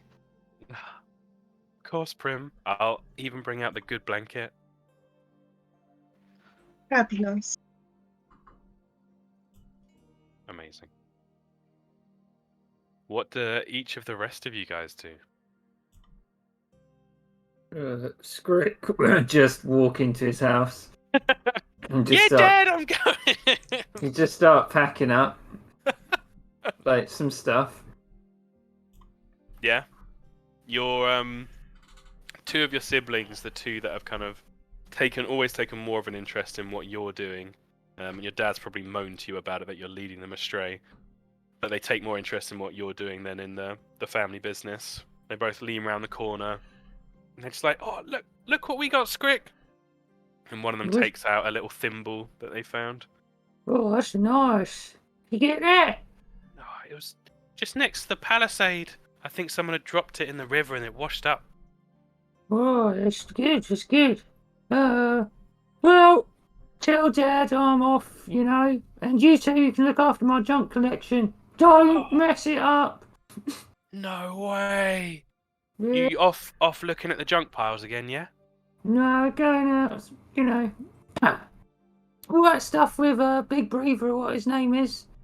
Yeah, town council said we had to go and sort it out, so yeah.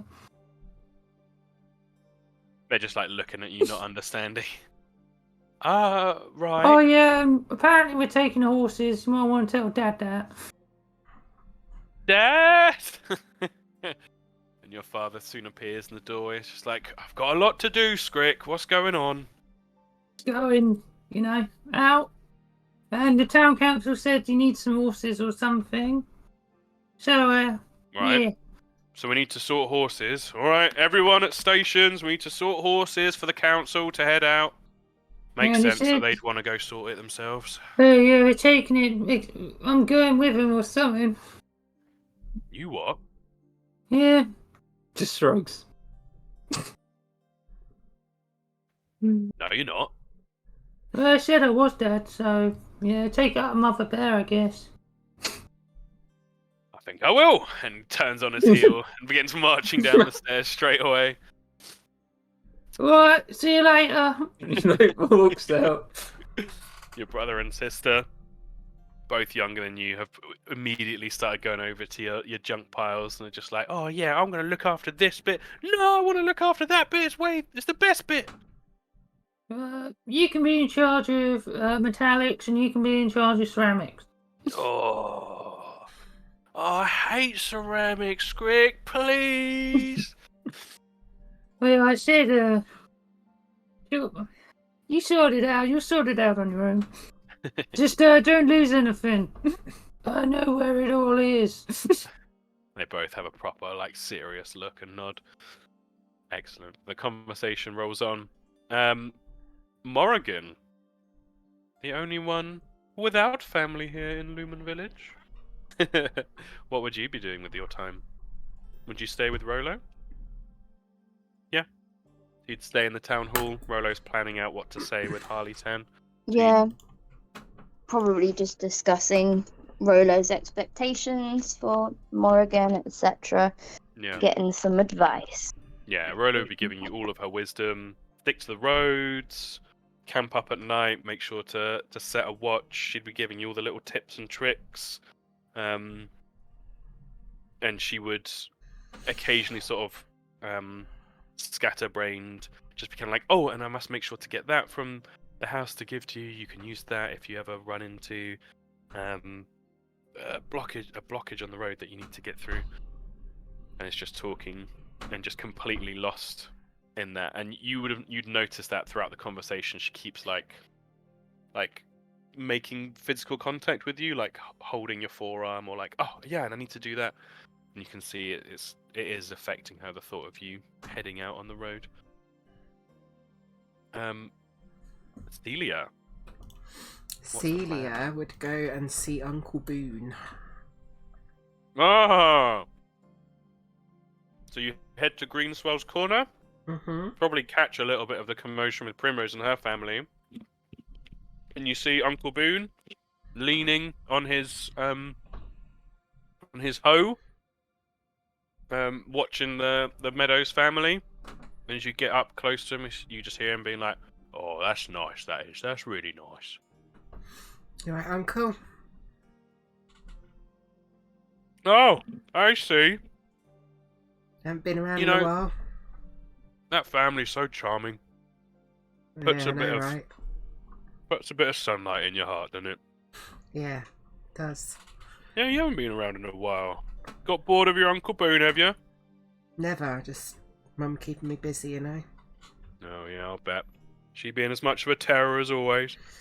Yeah, something like that. She was just the same as a kid. Tyrant. Nothing Yeah. was right unless it was her way. Tyrant's the right word. Yeah. I'm gonna be heading out soon, Uncle. The light bearer's not coming back, and the town hall we offered to go find them, so they've approved it. There's a long, pregnant pause as he looks down at you. Right. Well, we'd better sort you out with the best gear available then, eh? Be fun to ransack your mum's shop. Come on. She nods and says, I ain't gonna tell Mum until the town makes the announcement. I don't want to deal with all that. So keep her off my back if you can. I'll probably need this then. He pulls the pointed fork of the hoe out of the ground. Well, no, the hoe is the shovel-like one. I'll do my best, see, but you know your mum. Oh no, that's why I came here to get you as backup. Bloody hell. Don't like imagine being in Harley's shoes. If he's about to tell Tilia Brunt that he's taken her daughter away to go off on some mad run. It's my idea. Are you sure you want to do this? Yeah. I'm sick of sitting around here just hammering the same shit every. You don't know I don't want to do this forever, Boone. Yeah, I know. You've always had a glint in your eye. And, well, much as I want to leave, I don't want to see this place get... She sort of looks up at the sky. Yeah. No one else is Not going to really- do anything. Not worth thinking about, is it? No. So, Well, look, they're probably fine, so... I'll do what I can, but Tilia can bowl me over at the best of times. Just distract her. Alright. I'll try my best. She nods. And listen, if you don't want to do this, so you don't have to, I I can do go want to... instead. You know, I'm a bit of an adventurer myself. He swings the hoe around, Yeah, you're stabs gonna... a tree with it. You're gonna bash... What's some, monsters that Celia would be aware of? Sort of... some, equivalent to kobolds. I mean, there are kobolds out Yeah. there. She'd just be like, "You're gonna bash some kobolds' heads in with that fucking hoe of yours." Oh, yeah, easy. I've been working on my swing. Check this out. And he, like, swings down and decapitates the pumpkin in the field. Whoosh. Oh, one swing boon, they call me. I think you'd be better served swinging here still, cracking pumpkins, mate. Yeah, probably right. Oh, But, I want to do this, Uncle. yeah, knew it as soon as you said it. All right, see, well, do my best, and if there's anything I can do, just say. I know. Just keep Mum off my back. I'm gonna go see Grandma, see Nan. Yeah, so be careful with her. See, I will. he gives you a warm smile and then just gathers you up in a big bear hug. It's just like, oh, I'm gonna miss your stupid little face. Yeah, she does actually hug him back. She's got a lot of affection for Boone. Yeah. You head to Bellswift. Yeah. You let yourself into the house. Your mother's hammering away at the forge downstairs. Yeah, she makes her way upstairs, just avoiding her mum as best she can. Yeah. You open the door. Bellswift's room. She's like, "Alright, Nan?" Oh, good morning, Celia. What do you think? And you can see she's made a little knitted hat for Mr. Muffin Paws. Just put it on his head, and he looks very unhappy with the whole situation. It's great. I love it. Suits Yes, him. I think he looks like quite the dapper gentleman. Quite indeed. I'm gonna be going out of the village for a bit, Nan. Not for too long though, but just thought I'd let you know. Oh, off into the woods, are you? Yeah, something like that. Well, you must make sure you're wrapping up warm and looking after yourself. There can be nasty things in the woods, you know. Yeah, well, don't worry, I'll remember all your advice. Don't have to worry about me. She'd pinch your cheek, give you a big smile, and just say, "Oh, I know you will, Celia. You've got the brunt blood in your veins. You can handle anything. Isn't that right, Muffin?" Mr. Muffin Paws shifts his eyes from glaring at Bellswift to glaring at you, Celia. Yeah. Well, yeah, I gotta go get ready now, but yeah, I just wanted to let you know. Do you want me to make you something? Snacks for the road? No, that's okay. You just maybe make me something for when I get back. Yeah. All right. Maybe we'll make a cake muffin. What do you think? Or muffins? She laughs to herself. She grins and sort of says, "See you later, Nan." See you soon, Celia. He just sort of goes to the door and sort of holds there for a minute in the doorway and then closes it behind her. Yeah. Clang, clang. Sound of your mother working at the anvil. Yeah, she sort of looks kind of wistfully is the right word over at her mum, but just sort of like, yeah, bit melancholy. You can see your mother's doing terrible work today. You know when she's agitated or worried, it really affects her work, and she's just working it way too hard. She just sort of watches from a distance, then goes off to find Gwilym. Yeah. And see what her parents said. Yeah. As you approach the manor, you hear the sound of a banging and crashing from inside the manor and raised voices. She would go run into the door. Yeah. The door's closed. She's going to try and open it. Try and open the door. It does open. There's a servant inside who's kind of like buffeted back and begun to pull open the door. And you can see at the top of the stairs is your paramour, Gwilym, who's yelling and screaming down at her father, who's at the bottom of the stairs. Arms open, wearing a very plush dressing gown. and just calling up and just being like, "Well, it's completely unreasonable, darling. You can't go on an adventure. What? Absolutely ridiculous." And Gwilym's yelling back down at him, just like, "You never let me do anything. Why can't you just let me be who I want to be?" As you come in, Celia, at this point. She would just stand there for a moment and see what Gwilym does. If Yeah, once Gwilym's seen her. Yeah, Gwilym is like throwing ornaments from the walls down at her father, who's dodging as much as he can out the way, and things are smashing on the ground. And she sees you, and you just see the proper red face, soaked with tears. She lowers the little porcelain doll she'd been holding in her hand, and just says, "Celia, he says I can't go." And her father like swings round towards you, and all his ire just focuses on you, Celia, and he's just like, You put these ridiculous ideas in her head." I didn't do fucking shit.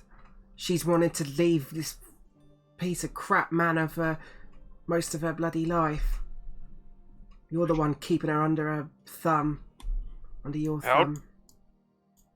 dare you talk to me like this in my own house? As he like storms towards you and is looming over you. She sort of readies her, sort of clenches her fist. Yeah. He's completely just like talking down to you. He's just like, "Before you, she was a wonderful child, and you came along, and it's all adventure this, and heading off in the night at all hours, and she's meant to be a proper young lady, and instead she's some vagabond." She's gonna punch him in the face when she says Yeah, roll attack, roll.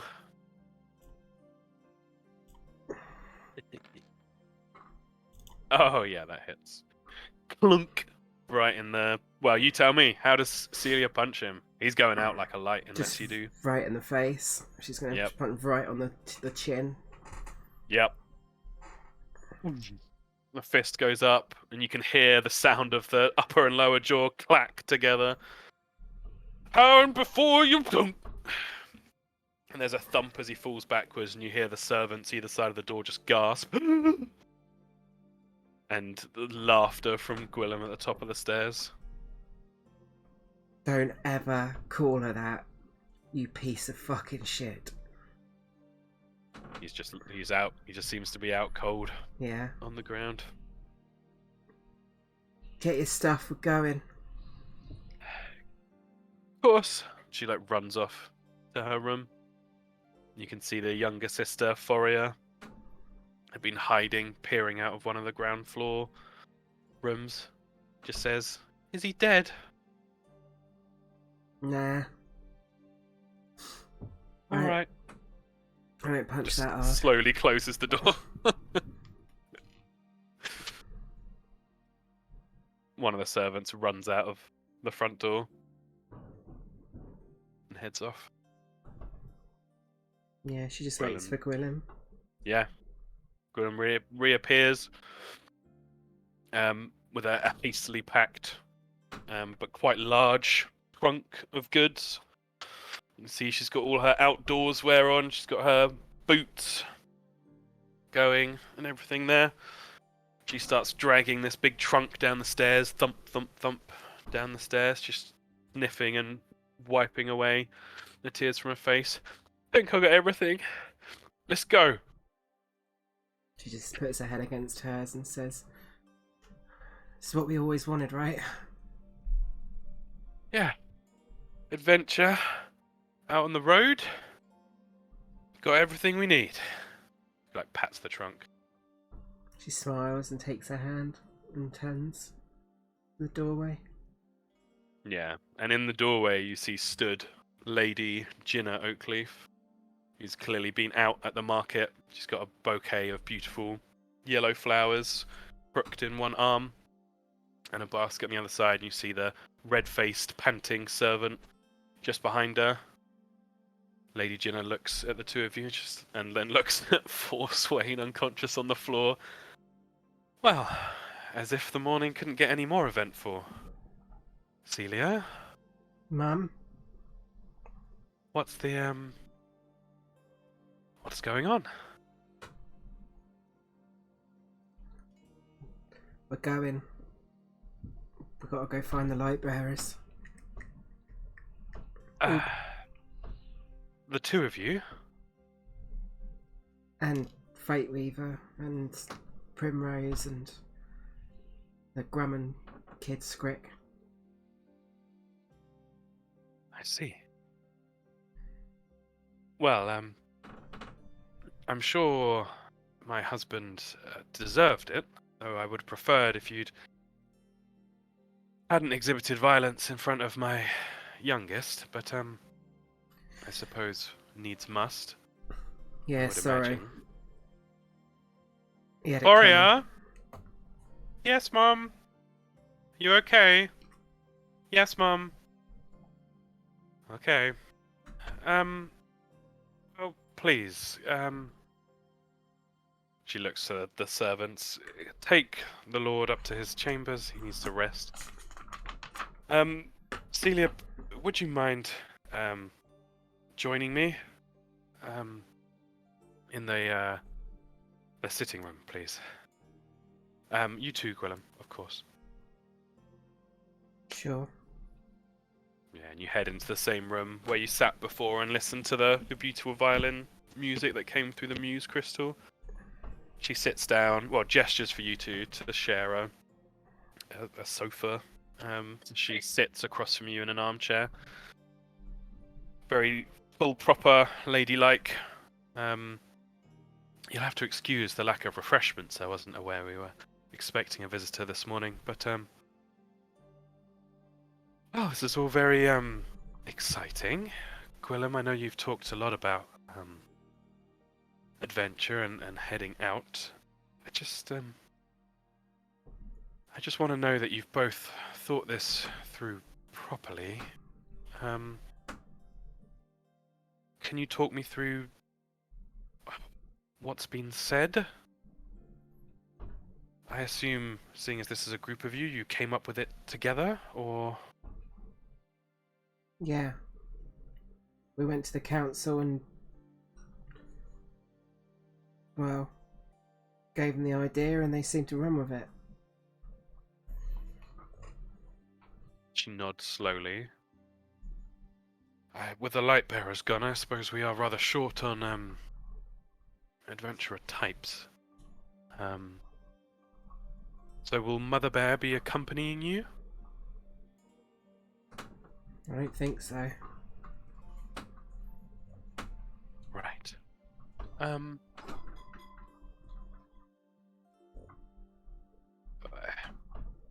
I have a concern. I know, Celia, and I am eternally grateful for what you did for us on the night of sharpening the Ashbound. I can't even imagine, and it fills me with dread to my core to think of what might have happened had you not been there. So I know you will always look out for Gwillem and risk life and limb. But my concern, and Gwillem's immediately like, Mom? No, Gwillem, you can let me finish. We've been very civil so far. But my concern is that Gwillem was the one that needed rescuing. Gwillem cuts in again and is like, Mom! Well, Gwillem, it is what it is. Celia was there to help and her friends, and it makes sense to me that they might work together and do what needs to be done to help the village, but you haven't trained, you're not ready to go out on the road. And Gwillem just starts arguing with her mother quite heatedly, and it very much sounds like pride and true thing, something that happens regularly. What do you do, Celia? She says just let her make her own choice.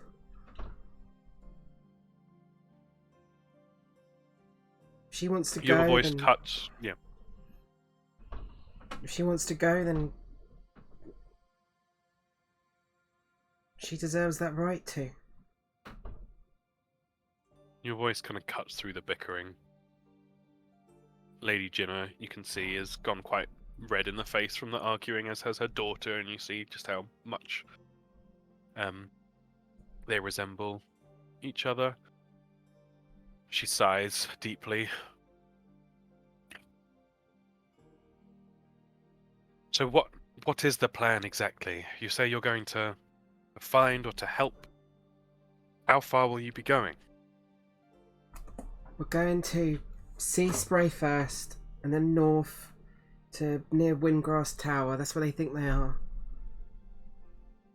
Eh? So not even up to Crucible then? That's something. We've made the journey before, Foria. You've been in the carriage on the way to Crucible before. Foria isn't replying to her mother at the moment, seemingly dealing with all the emotions. We're sticking to the roads. We ain't going off track. We're going to see where they are, and then come back.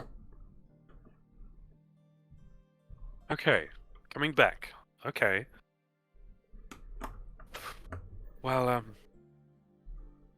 I suppose if the council think that's what's best, and you will be by her side the whole time, Every Celia. second. She kind of nods slowly. Well, fortunately, we are a house of means, and our luxury affords us a comfort that I would wish for all the fellow mothers that will be saying goodbye for now. And she stands up and she goes over to the Muse crystal, picks it up out of its. She has to like break its wire fitting, yanks it back. Right. This is well, you know, I explained this the other day, but you can talk through this if someone on the other side is listening. Now, the owner of the companion to this crystal is, of course, my cousin, Vittoria. Or Forswain's cousin, technically. She is touring the Hunter's Coast at the moment and should be in Sea Spray now. So, should you need help from her or wish for a contact in Sea Spray, please make use of this. And, well... What was her name again, Tom? Vittoria. She would tell you her surname, which is... Where's my pad? Vittoria Strikesworn. And she's Gwillem's aunt. She is Gwillem's aunt, yes. Her father's side. Right. Cool. Thanks. She hands it over to you, just like, and, well, bring my daughter back in one piece, whatever happens to the Muse Crystal, but if you could bring it back, it is worth a small fortune, but bring my daughter back to me. I will. Alright. Well, I'm going to go deal with your trunk, Gwillem, because we both know you will have done a rather messy job of packing it, and I don't want you to go without. And she kind of sets herself into proper lady mode and strides back out of the room. Good day to you both. Thanks, Mum. She heads out, and you hear the sound of her telling the servants to take the trunk upstairs. Gwillem is kind of shaking next to you and just quietly says to you once her mother's left the room, I can do it, can't I? Of course you can. We talked about this practically every day. Alright. You're stronger than you think, Sweet Leaf. She smiles. As long as I'm with you. She grips her hand. Yeah. You sit and share a moment. It's the sound of Lady Jinna ordering the trunk packed properly can be heard upstairs. The time comes around. The announcement is made. Harley 10 gathers everyone from the village. You see runners being sent out. Everyone is gathered. No one is at their stalls or their shops. The lens tower, the work done there has stopped. The farmers stop in the fields as everyone gathers in the square around Serian's stand.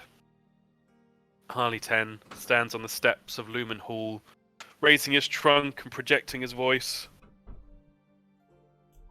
Good people of Lumen Village, these are unprecedented times, and unprecedented times call for unprecedented solutions. We shall not jump to conclusions, but it is clear to all that we need to find out what has happened to cause Old Thunder to return to us in such an unusual manner. The Diamond has convened and spoken with a select few from the village amongst our own number. We've decided that the best course of action is for a small group to travel to where we think the light bearers must have been when Old Thunder began his journey back to us. They will take the roads, they will take good Grumman horses and the wagon. They will carry with them all the blessings and hopes of us here in the village, as well as all the best goods and a fair few donations, I'd say. Gets a bit of moaning from the crowd, that we can muster, for we here in Lumen always work as a team, and we want to give ourselves the best chances. Now, there might be some thoughts, some opinions, but I ask you to hold them in for now. I will chair all questions afterwards in the hall. You can form an orderly queue. For now, all I want to hear is cheering. We hold each other up in the village as I announce that setting out tomorrow morning will be Celia Brunt, Morrigan Fateweaver, Scrickell Grumman, Primrose Meadows, and... oh, God, sorry. My cold is catching up to me. Wait, have I said everyone? Delia, Scrick, Primrose, Morrigan, yeah. And Gwillem. Well, he doesn't say Gwillem's name. Shit. He does say another name, though. And, of course, keen to know what's happened with his mother's troop and Master Rider of Old Thunder, Arnlin Grindstone, as a shock of dirty blonde, strawberry blonde hair emerges from inside Lumen Hall next to Harley 10 and stands with his hand held up in the air, waving to the crowd. You hear a lot of murmurs as Arnlin appears at the top of the steps from amongst people, and being in the crowd or wherever you are, you hear lots of like, boy's a drunk, he's an idiot, what use is he going to be? But Arnlin waves and kind of shouts out, cutting off Harley 10, just says, I know my mother is out there safe and sound and waiting for us. I'm sure it's all just a big joke or a trick or a ruse of some kind, and I'll let her know from all of you how foolish she's been and that we don't appreciate her mucking around. The crowd doesn't respond. Harley cuts back in. Yes, thank you, Arnlin.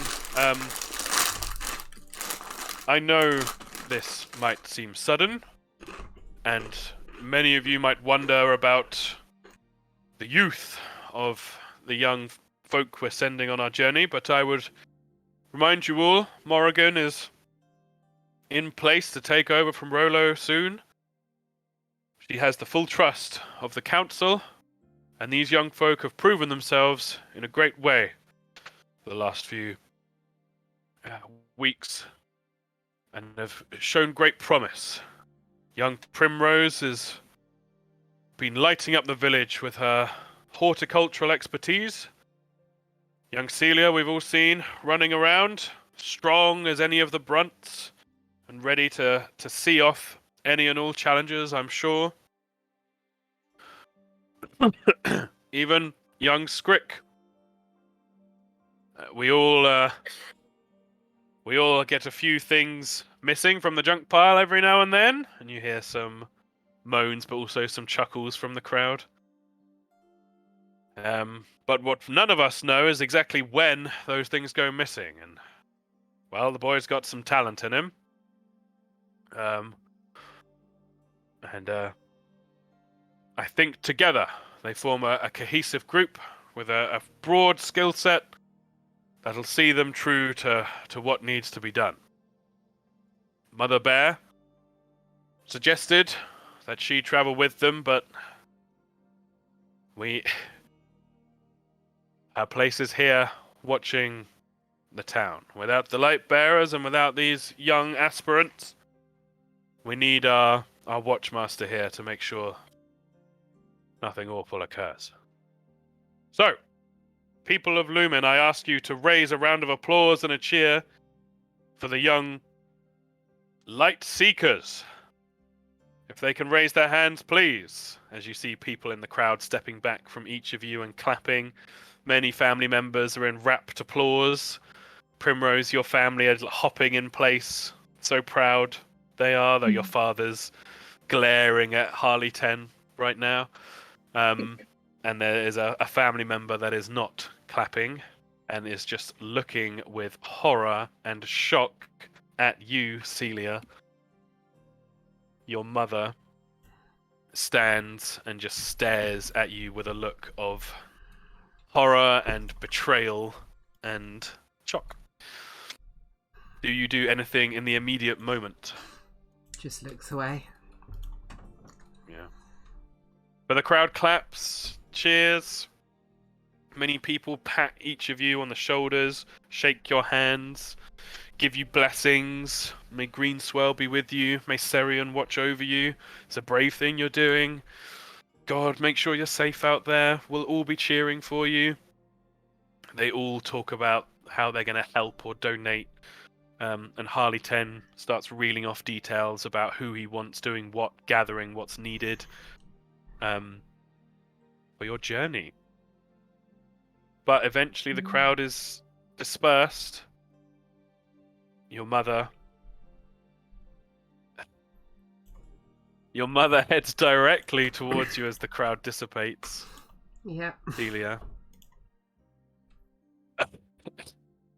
With the look of a bull. With the look of someone made of 50% testosterone and 50% motherly fury. She glares down at you. Adrenaline, not testosterone. And just says, Celia?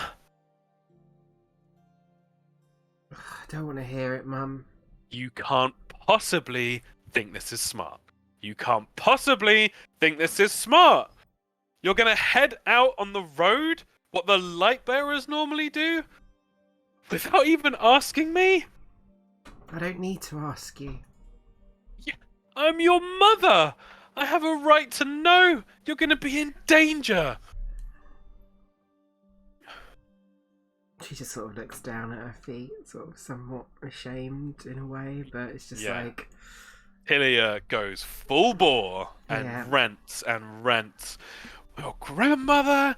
What did you think? You're abandoning us here?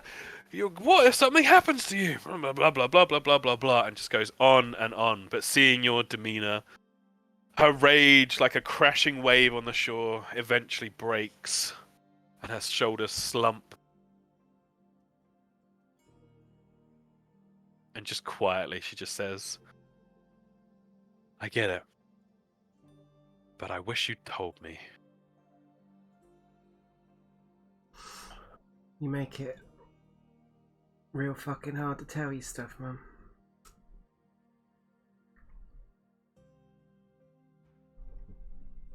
Come with me. Now.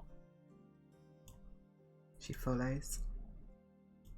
She leads you directly in furious silence out to your home, the blacksmith. She walks straight in, makes her way to the back of the smithy, pushes some of her tools aside, the ones she tells you not to touch, and you can see that beneath it, unbeknownst to you, there is a hidden chest. She opens up the chest, pulls out with bulging biceps in one hand and in the other 2 sets of armor. Beautifully made steel armor, and you can just notice immediately that they are embossed. Different points on each set of armor, there is the crest of the Brunt family, an anvil with a single drop, a teardrop above it, meant to represent the blood, sweat, and tears that the Brunts pride themselves in putting into their work. She holds it up, and not making eye contact with you because she's still fucking furious. She just holds both sets out towards you and just like, go on then, which one do you want?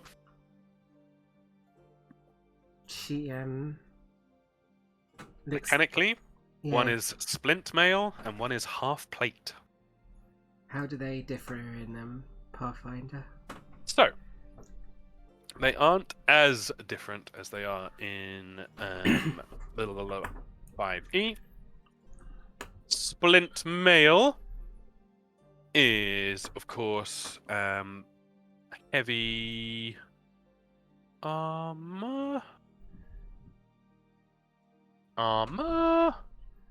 It's actually easier to do this if I look at the old thing. The item list on Archives of Nethys. Armor. Blah blah blah blah blah. Sort by.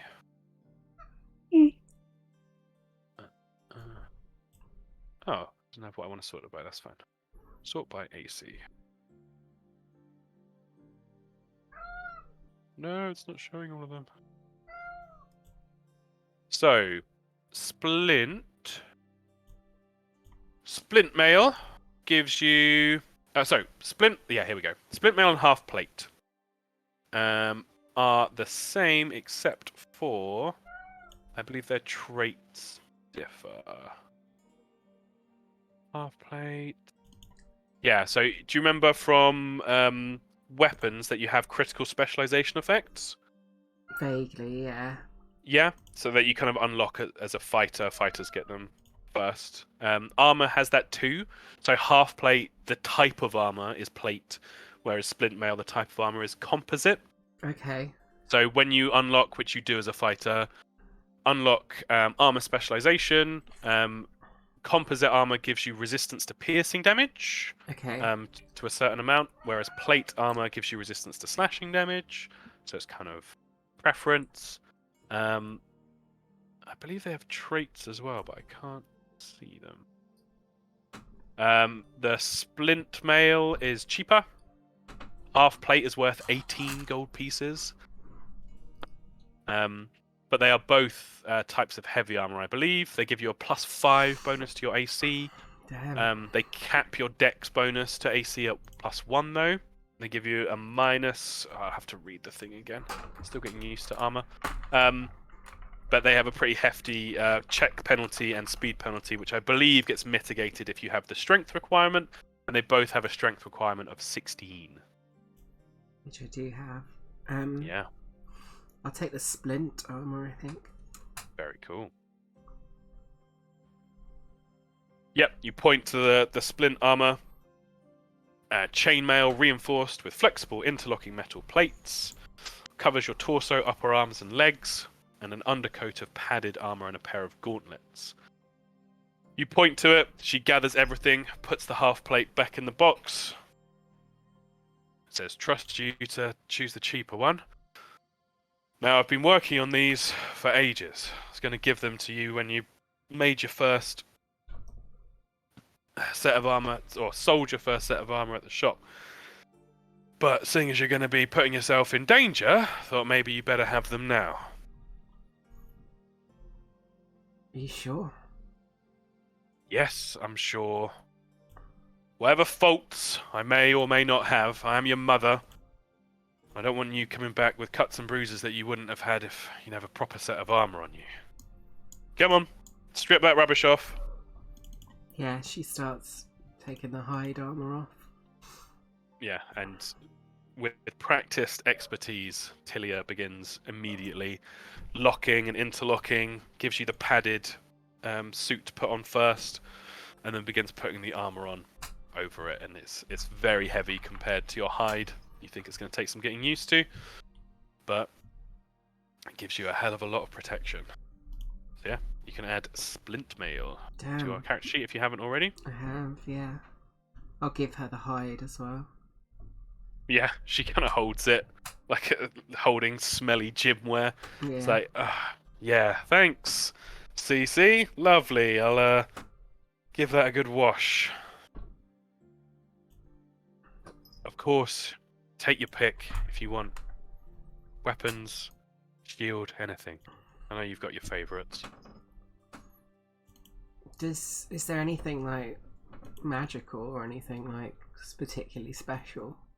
No, there's nothing special. She still has the cold iron dagger. You could ask her for that if you wanted. Yeah, she would ask for that. Yeah. She kind of cock a grin. As long as you promise you're keeping it and you're not just handing it over to Scrick. No, I'll hang on to it this time. Alright. Let me get you a decent sheath. Goes back to that chest and pulls out a very nicely made black leather sheath. Puts the cold iron dagger in it, straps it onto you so it fits properly. And similar to Rolo with Morrigan, she begins to tell you her tips and tricks and advice for the road. Yeah, she's just sort of quietly taking it in. Yeah, she's not very good at dealing with her mum, so Yeah. just By the end of it, happen. she's kind of focused on the practical everything. She's kind of like patting your armor down, just being like, "Yep, looks good, looks good."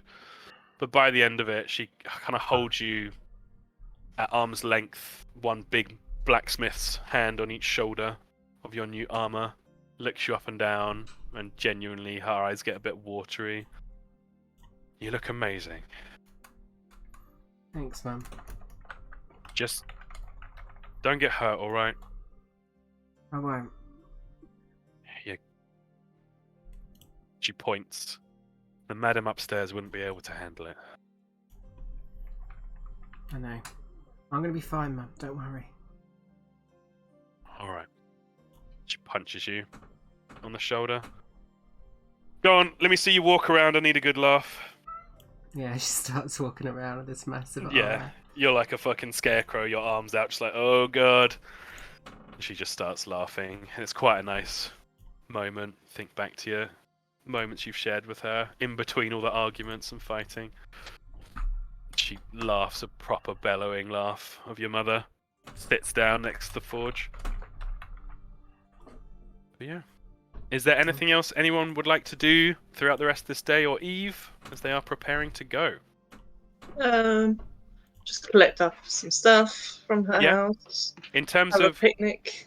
Oh yeah, of course. In terms of, and I say this is going to happen a little bit later, but just to avoid people double collecting stuff, I'll tell you now what the village is going to get for you all together in entirety. Mm. In fact, I should probably just type this out so you can see it in the chat, because I don't know how you guys are going to split this up. But I will read it as I type it.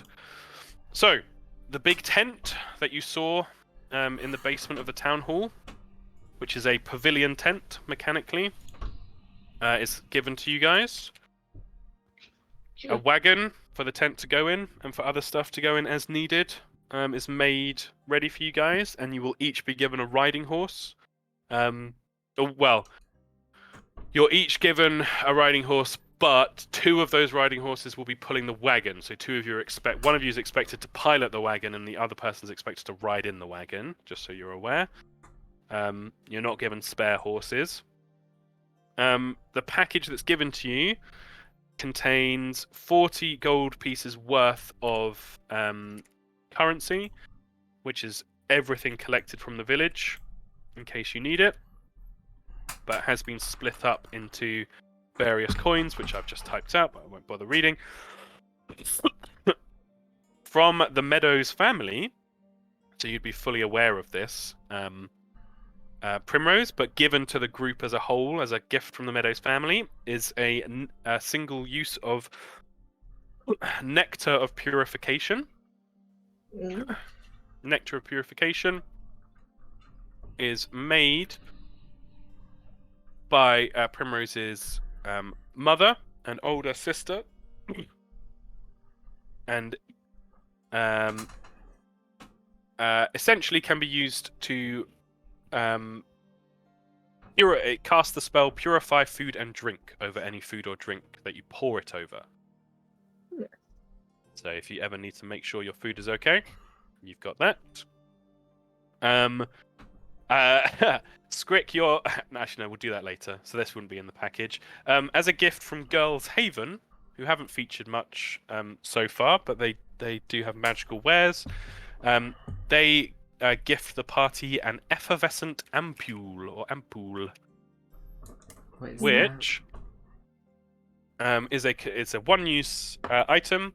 Light spring water fizzes and bubbles within the small glass globe, spilling onto armor. So you attach it to your armor and essentially like crack it when you want to use it. When activated until the end of your turn, the armor lets you run or move across water and other liquids as if they were solid ground. that? Yeah, that's cool. If you stride or step over a weight-sensitive pressure plate, you don't cause the plate to depress, which prevents you from triggering any device or hazard attached to the pressure plate. So again, one-use thing. I'll put that down. Nectar of Purification. Effervescent ampule. Bless you, love. From Specular Sophist Bryna, and he would be there as this package is handed over to you, and would be, if you've ever held something by someone who's very precious about things, and they do that kind of like hovering with their hands like next to yours thing, he's like that as he hands this over. Very precious thing for him.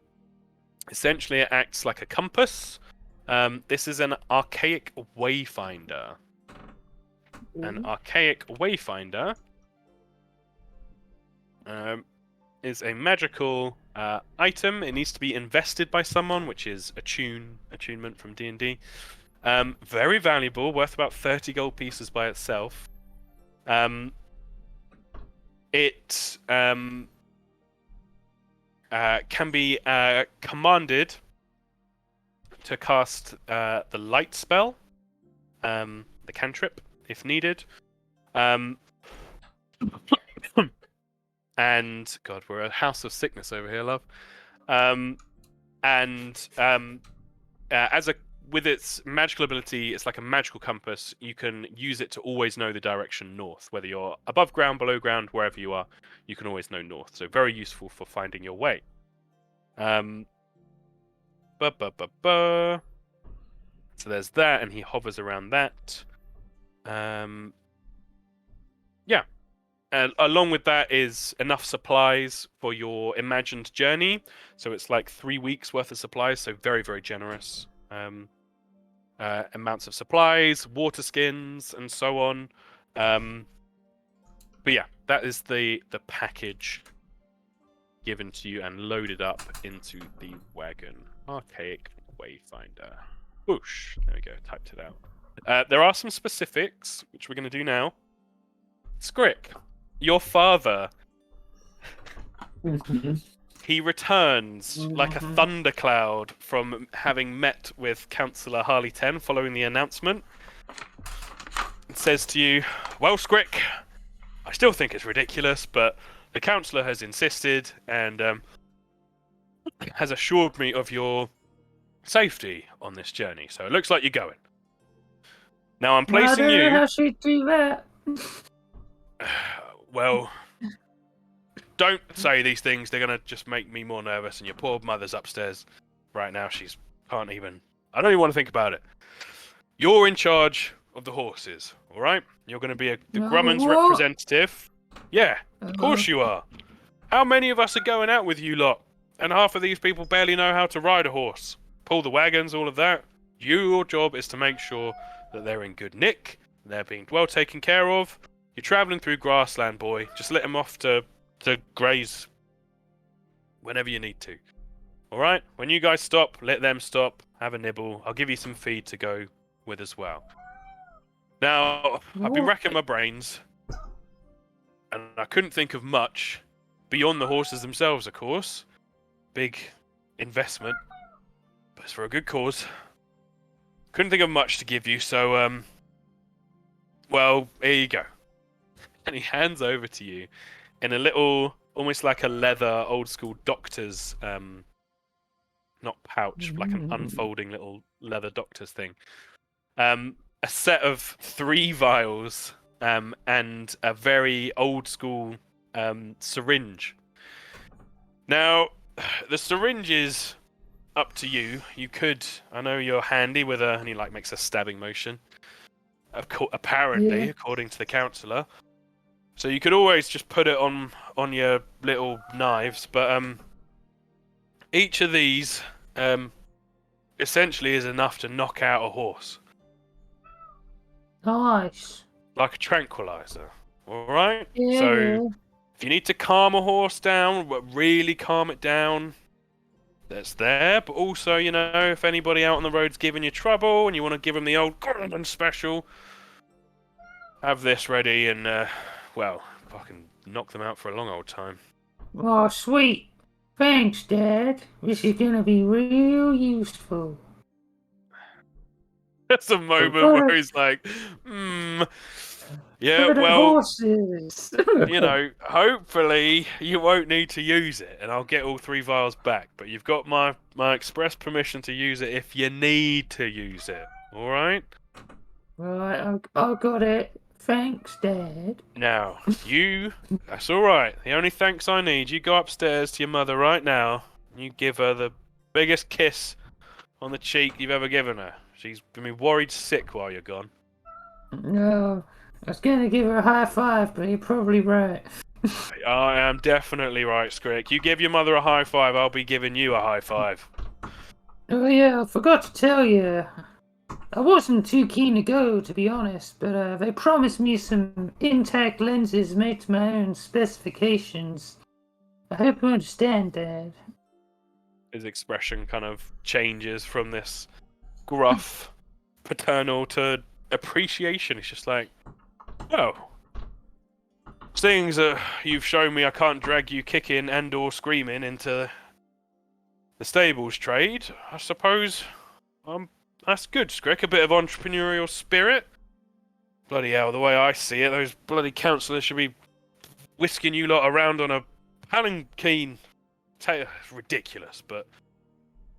Yeah, I probably have some more able people to send, but I guess they all are probably dead, you know, with old Thunder. Tell me about it. I've let him hear my thoughts, but the more he spoke, the more I thought to myself, there's not really many people here. I said to Mother Bear she should be going with you, but no. The village has got to be going. We got a bloody palisade. Whoa! Anyway, doesn't matter, does it?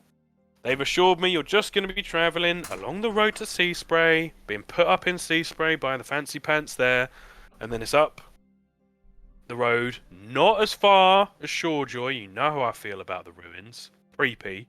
Don't go there. And then you're coming back again. Try not to. Good. Right, I'll say goodbye, and I hope it's not the last goodbye I give you. But Jesus, if I don't come Sarian, back, help then, me. Don't say such things. If you say that to your mother, just go and give her a kiss on the cheek, tell her you're going to be safe and everything's fine. Don't show her the tranquilizer. In fact, you can leave that with me for now. You can have it when you come back down the stairs. That's a good idea. Say goodbye to your brothers and sisters as well. Oh, Grummins work best as a pack, but I'm proud that they wanted a Grumman on the journey. I'm glad you'll be looking after the horses at least. Seeing as you gave me this, Dad, it's something to remember me by. And he's going to give him the dwarven shimmering metal key. Oh. I don't know what it opens, but He holds it in his hand a second, looking confused. He's just like, "Oh, Squig, it's lovely. Do you make it yourself?" I found it, so it probably opened something cool. Oh, something cool. Well, I'll keep an eye out. That is lovely, Squick. And he opens the little button on the pocket on his little jerkin, puts it in on his left breast. He's like, keep it close to the heart, yeah? Yeah, and if you find what it opens, it's between me and you, yeah?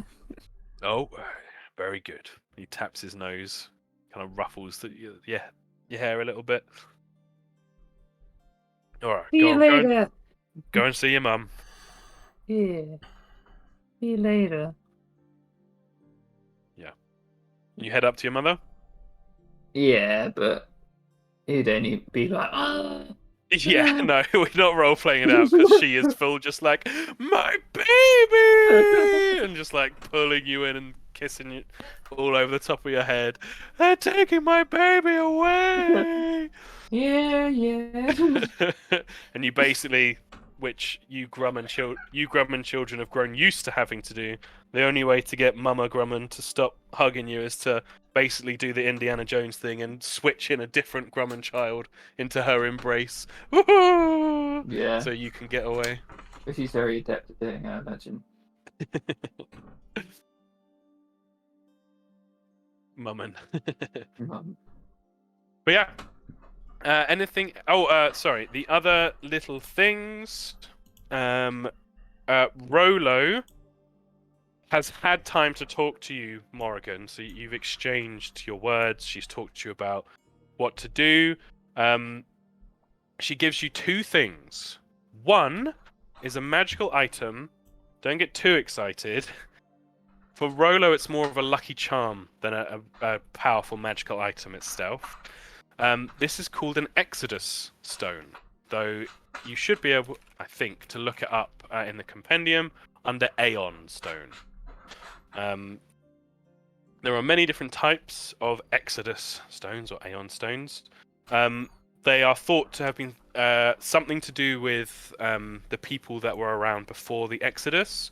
They are these incredibly beautiful cut gemstones that if you hold them up to the light and see inside, the light like bounces around. It's really quite stunning, like a diamond. This Aeon Stone is only a dull grey, so it doesn't have any magical properties of its own. It is still a gemstone, so when it says dull grey, it just means it's not glowing.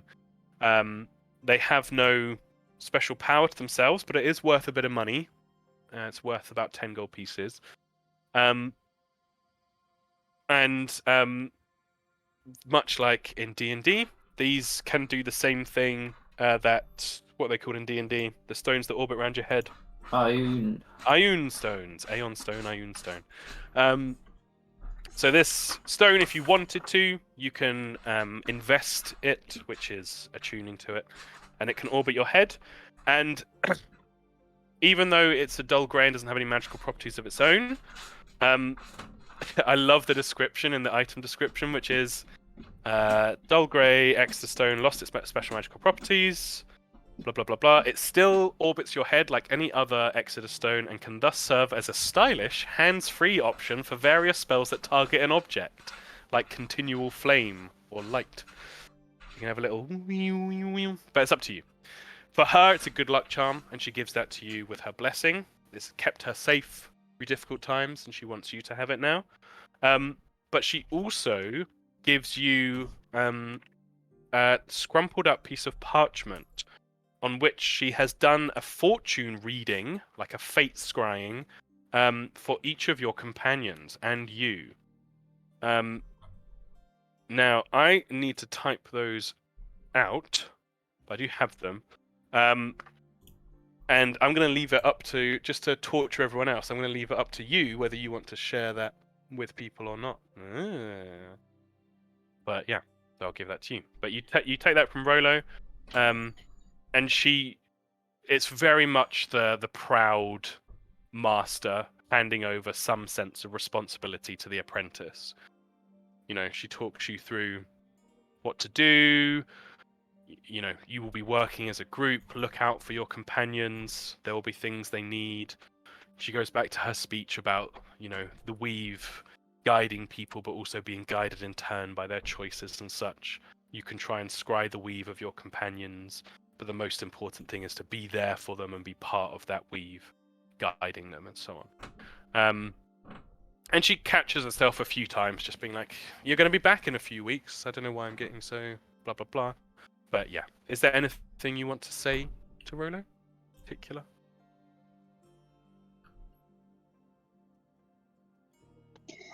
She'd probably, you know, thank her for trusting her, and, you know, say, oh, I hope I can make you proud. You've made me plenty proud already, Morrigan. Even when I pretend to be feeding No. pancakes to Bear. No, definitely not. No, that made me laugh, but I definitely wouldn't rely on your lying skills out on the road. Bit rude. But yeah, she like rests a hand on your upper arm, and it's just like, trust in yourself, trust in your companions, and everything should be fine. Whatever's happened, come back to us, and we'll sort whatever needs to be done. Rolo, if I don't come back, I just want to say thank you for everything. I left my whole family and you know, everything I knew to train, and if it hadn't been for you taking me in, I don't know what would have happened to me.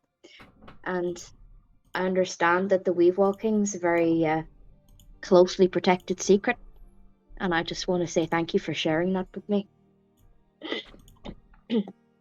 She'd smile, and you'd notice, which is unusual for her, there'd be little tears brimming in the corners of her eyes. She'd quickly, like, turn away and wipe them. Yeah, well, you're welcome, girl. You might have left your family, your blood family behind, but I hope you think you know you found a family here. It's been good to share the old rickety place and have someone who's forced to listen to these old bones jangling on each day. Thank you, Rolo. If I'm not hearing any ifs. I'll see you in a few weeks, and you can tell me all the stories of the amazing things you've seen. all right, but if I don't come back, I just want you to know it's been the privilege of my life. She gets up. She's been sitting down. Goes to the bucket of water kept by for washing. Reaches down.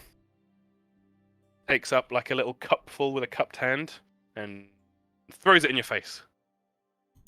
I told you not to say if you're not coming back. I'm just saying I'm not taking anything for granted. Jesus. She splashes you again. Oh my God. God almighty, you're making me glad to be going away. That's it. 3 weeks. Yeah, and if I don't see you again. Splash. God, this is just beyond the pale. Jesus Christ, woman, maybe I won't come back. She's just cackling. But Morrigan would be like grumpy, but you can tell that she's laughing, and then she'd like pull Rolo in for a very sincere embrace. Yeah, she'd hug you back with a great old strength. Yeah, belying, despite how jokey it seems, it would belie the seriousness of the moment. Would Revna be out? Yeah, Oh, Yeah, she'd give Revna like a big hug. hey! Feeling dejected. I want to be hugged, not Rev. You just had a I want you to hug. No, I don't know what I'm talking about. hug. Yeah, Revna's the best. Wonderful. So yeah, you share that moment, and she gives you this little gift. And then I think that is everything. Oh no. This would have been in the pack though. I completely skipped over it. A gift from Mother Bear to Celia specifically. It is a bear's claw. You can search. I think this is in the core rulebook. You can search for owl bear claw. No, this is for Celia. So Natalie. Talisman. Yes, this is a talisman. So to everyone, you came across this in Serrated Isle as well. A talisman is something you affix, which doesn't require anything. You just like a little thing you stick to a weapon or armor or whatever, and you can activate it as a free action when with a certain condition. The owlbear claw, which is a bear claw, it's one of Yeti's claws. If you critically hit someone with your weapon, you can activate it. You get to use the weapon's critical specialization effect. Now, this is something you gain level 5-ish as a fighter. Yeah. But this allows you to use it on that one hit beforehand. It's only once. Talismans, they're a one-hit wonder thing.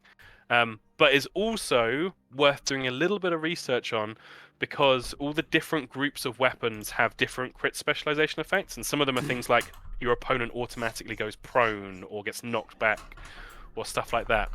So you could either just do it as a cool way to do some extra damage or whatever, or you can have it almost like a problem-solving tool where you've affixed it to like a club that you never use because the club has shit damage, but because it's in the club group, when you hit someone with it, if you get a crit, you activate the bear claw and it like knocks them back or something.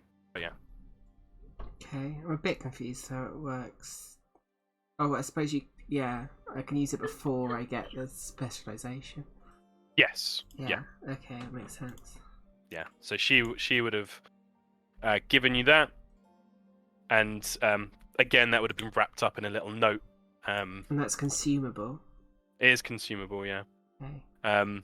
This note isn't a big note though. It would just be like something she says to you 100 times over in training, just like watch your weak side, watch your left or something, and have the little claw there. Cool, awesome. Yeah. But unless anyone has anything else, or if they wish to prepare anything, or go to do shopping, or anything like that, we will move to the next morning. I want to know what's going on with Gwillem. The fact they didn't. Oh yes. So, what would Celia do? Would she ask Harley 10 or talk to Gwilyn? Probably both. Yeah. So with Gwilyn. Yeah. Harley has you guys at the front of the queue after the announcement. So you have some privacy. Other people are waiting outside to ask their questions.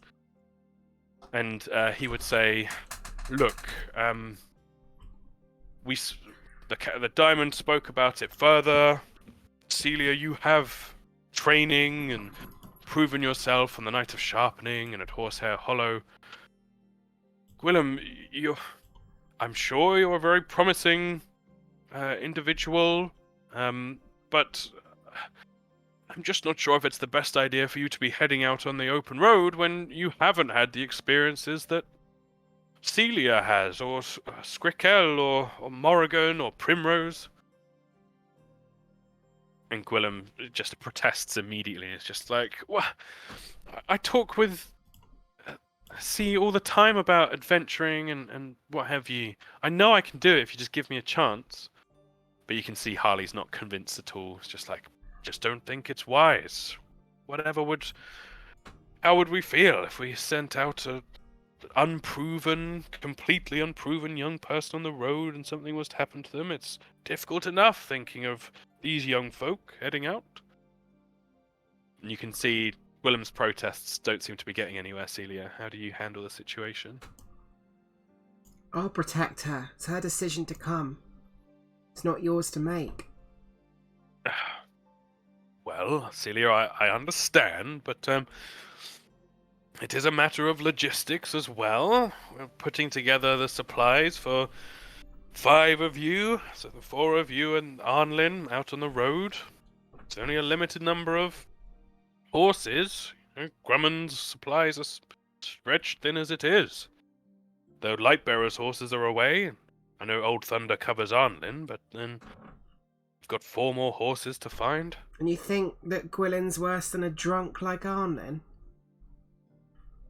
This does stop him in his tracks. It's like, I'm... well... spurious accusations aside... It's hardly spurious. I've seen him myself. Yeah, okay. He's a wayward boy at times, I'll give you that, but I can't really say no, can I? It's his mother out there, and he's learned to ride on Old Thunder. If anyone's gonna settle the old beast and be able to ride it out, what if Amareya needs Old Thunder back? We need to get Thunder there, and Arnlin's the best candidate to be his rider, so... And what happens when he gets too drunk and falls off Old Thunder and cracks his head in, and then we're left burdened with some drunk fool who can barely take care of himself, let alone a horse? Marley winces, just like, yes, this has been discussed. Look, we're not packing any drinks, apart from water, for your journey. So he won't have any supply from us. Now, I can't control what he's going to do in Sea Spray, but I would like to think yourself, and I'm sure Rolo will have had a word with Morrigan, that he should be kept away from the drink, as needed. He's no warrior himself. I'm sure you could all keep him in check relatively easily. He sounds like a massive burden. And to be honest, if you insist on him coming with us, then I'm going to need Gwilyn to help look after him. It's not a case of, sentiment. You're talking about logistics. I can't afford to be constantly watching my back for some idiot who's going to get us all killed with his antics. Gwilyn's got a... I know Gwilyn. Me and Gwilyn, we know each other's palms like the back of our own palms. He smiles. Stumbles over her words like Natalie does. Yeah. I can trust Gwilym and I can't trust Arlen. Go ahead and... what is it called? Let's do this proper like. Does it make a request? Yes. Take a request action.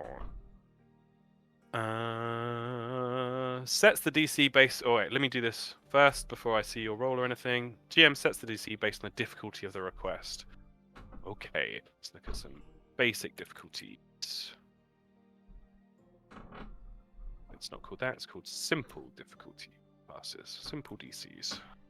There it is. Okay. Alright, I have a DC in mind. What am I rolling? Diplomacy, please. I'm going to use a hero point. Because I haven't used mine yet. Yep. Come on. 7. Yeah. I understand, Celia. I hear what you're saying. But I don't see how 2 extra dangers are better than 1 extra danger. I really just think you're talking yourself into a corner here. I'm afraid that's my final word on the matter, and there's lots of other people in the line. Fuck this. Come on, let's go. Yeah. She just grabs Gwilyn's hand and turns around and leaves. Yeah, Gwilym's all tensed up, but she follows with you. Okay. Yeah, Celia wants to go find Arnlin. Oh, well, you know where you're likely to find him. Yeah. Cracklin's Inn. Yeah. You head to the Cracklands Inn, and on entering, we'll have this as our final scene of the night. We can start in next session if you prefer. It's half Okay. 10 already. Yeah, that's nice timing. Very cool. Ho ho ho! Thank you, everyone. God, mega RP session. Indeed. Thank you for your patience on getting on the open road. You will definitely be on the open road next session. And there's lots of things lined up. But thank you, everyone. That was immense Thank RP. you. I feel so invested, and I'm the DM. We're gonna just go out and Great. get killed all in the Yeah, fucking you'll all first- get fucking Yeah. TPK'd on the first like random encounter and just be like, oh well, there you go. Rick's gonna be like, "You want a drink?" He's his own man. He can do what he wants. Well, I will say, in Scrick's mind, because this thought came to me when I was planning a couple of weeks back. One of the things I had for Arnlin, he has a very nice hip flask. Oh, Yeah. time with alcohol to get shit. Nice. Get him drunk enough, nick the hip flask. Job done. Well, give him alcohol for the hip flask. Yeah. Or if everyone else is like, Squick, you gotta help us stop him getting drunk. You can be like, well, you know, to stop him getting drunk, taking his hip flask away. What are you gonna say? Using the horse tranquilizer? I can't wait. I love that fucking thing. I love that Scrick just has it and no one else knows that. So terrifying. Night, night. No, Squick, you can't have that junk pile. What are you doing? Yeah, all the junk.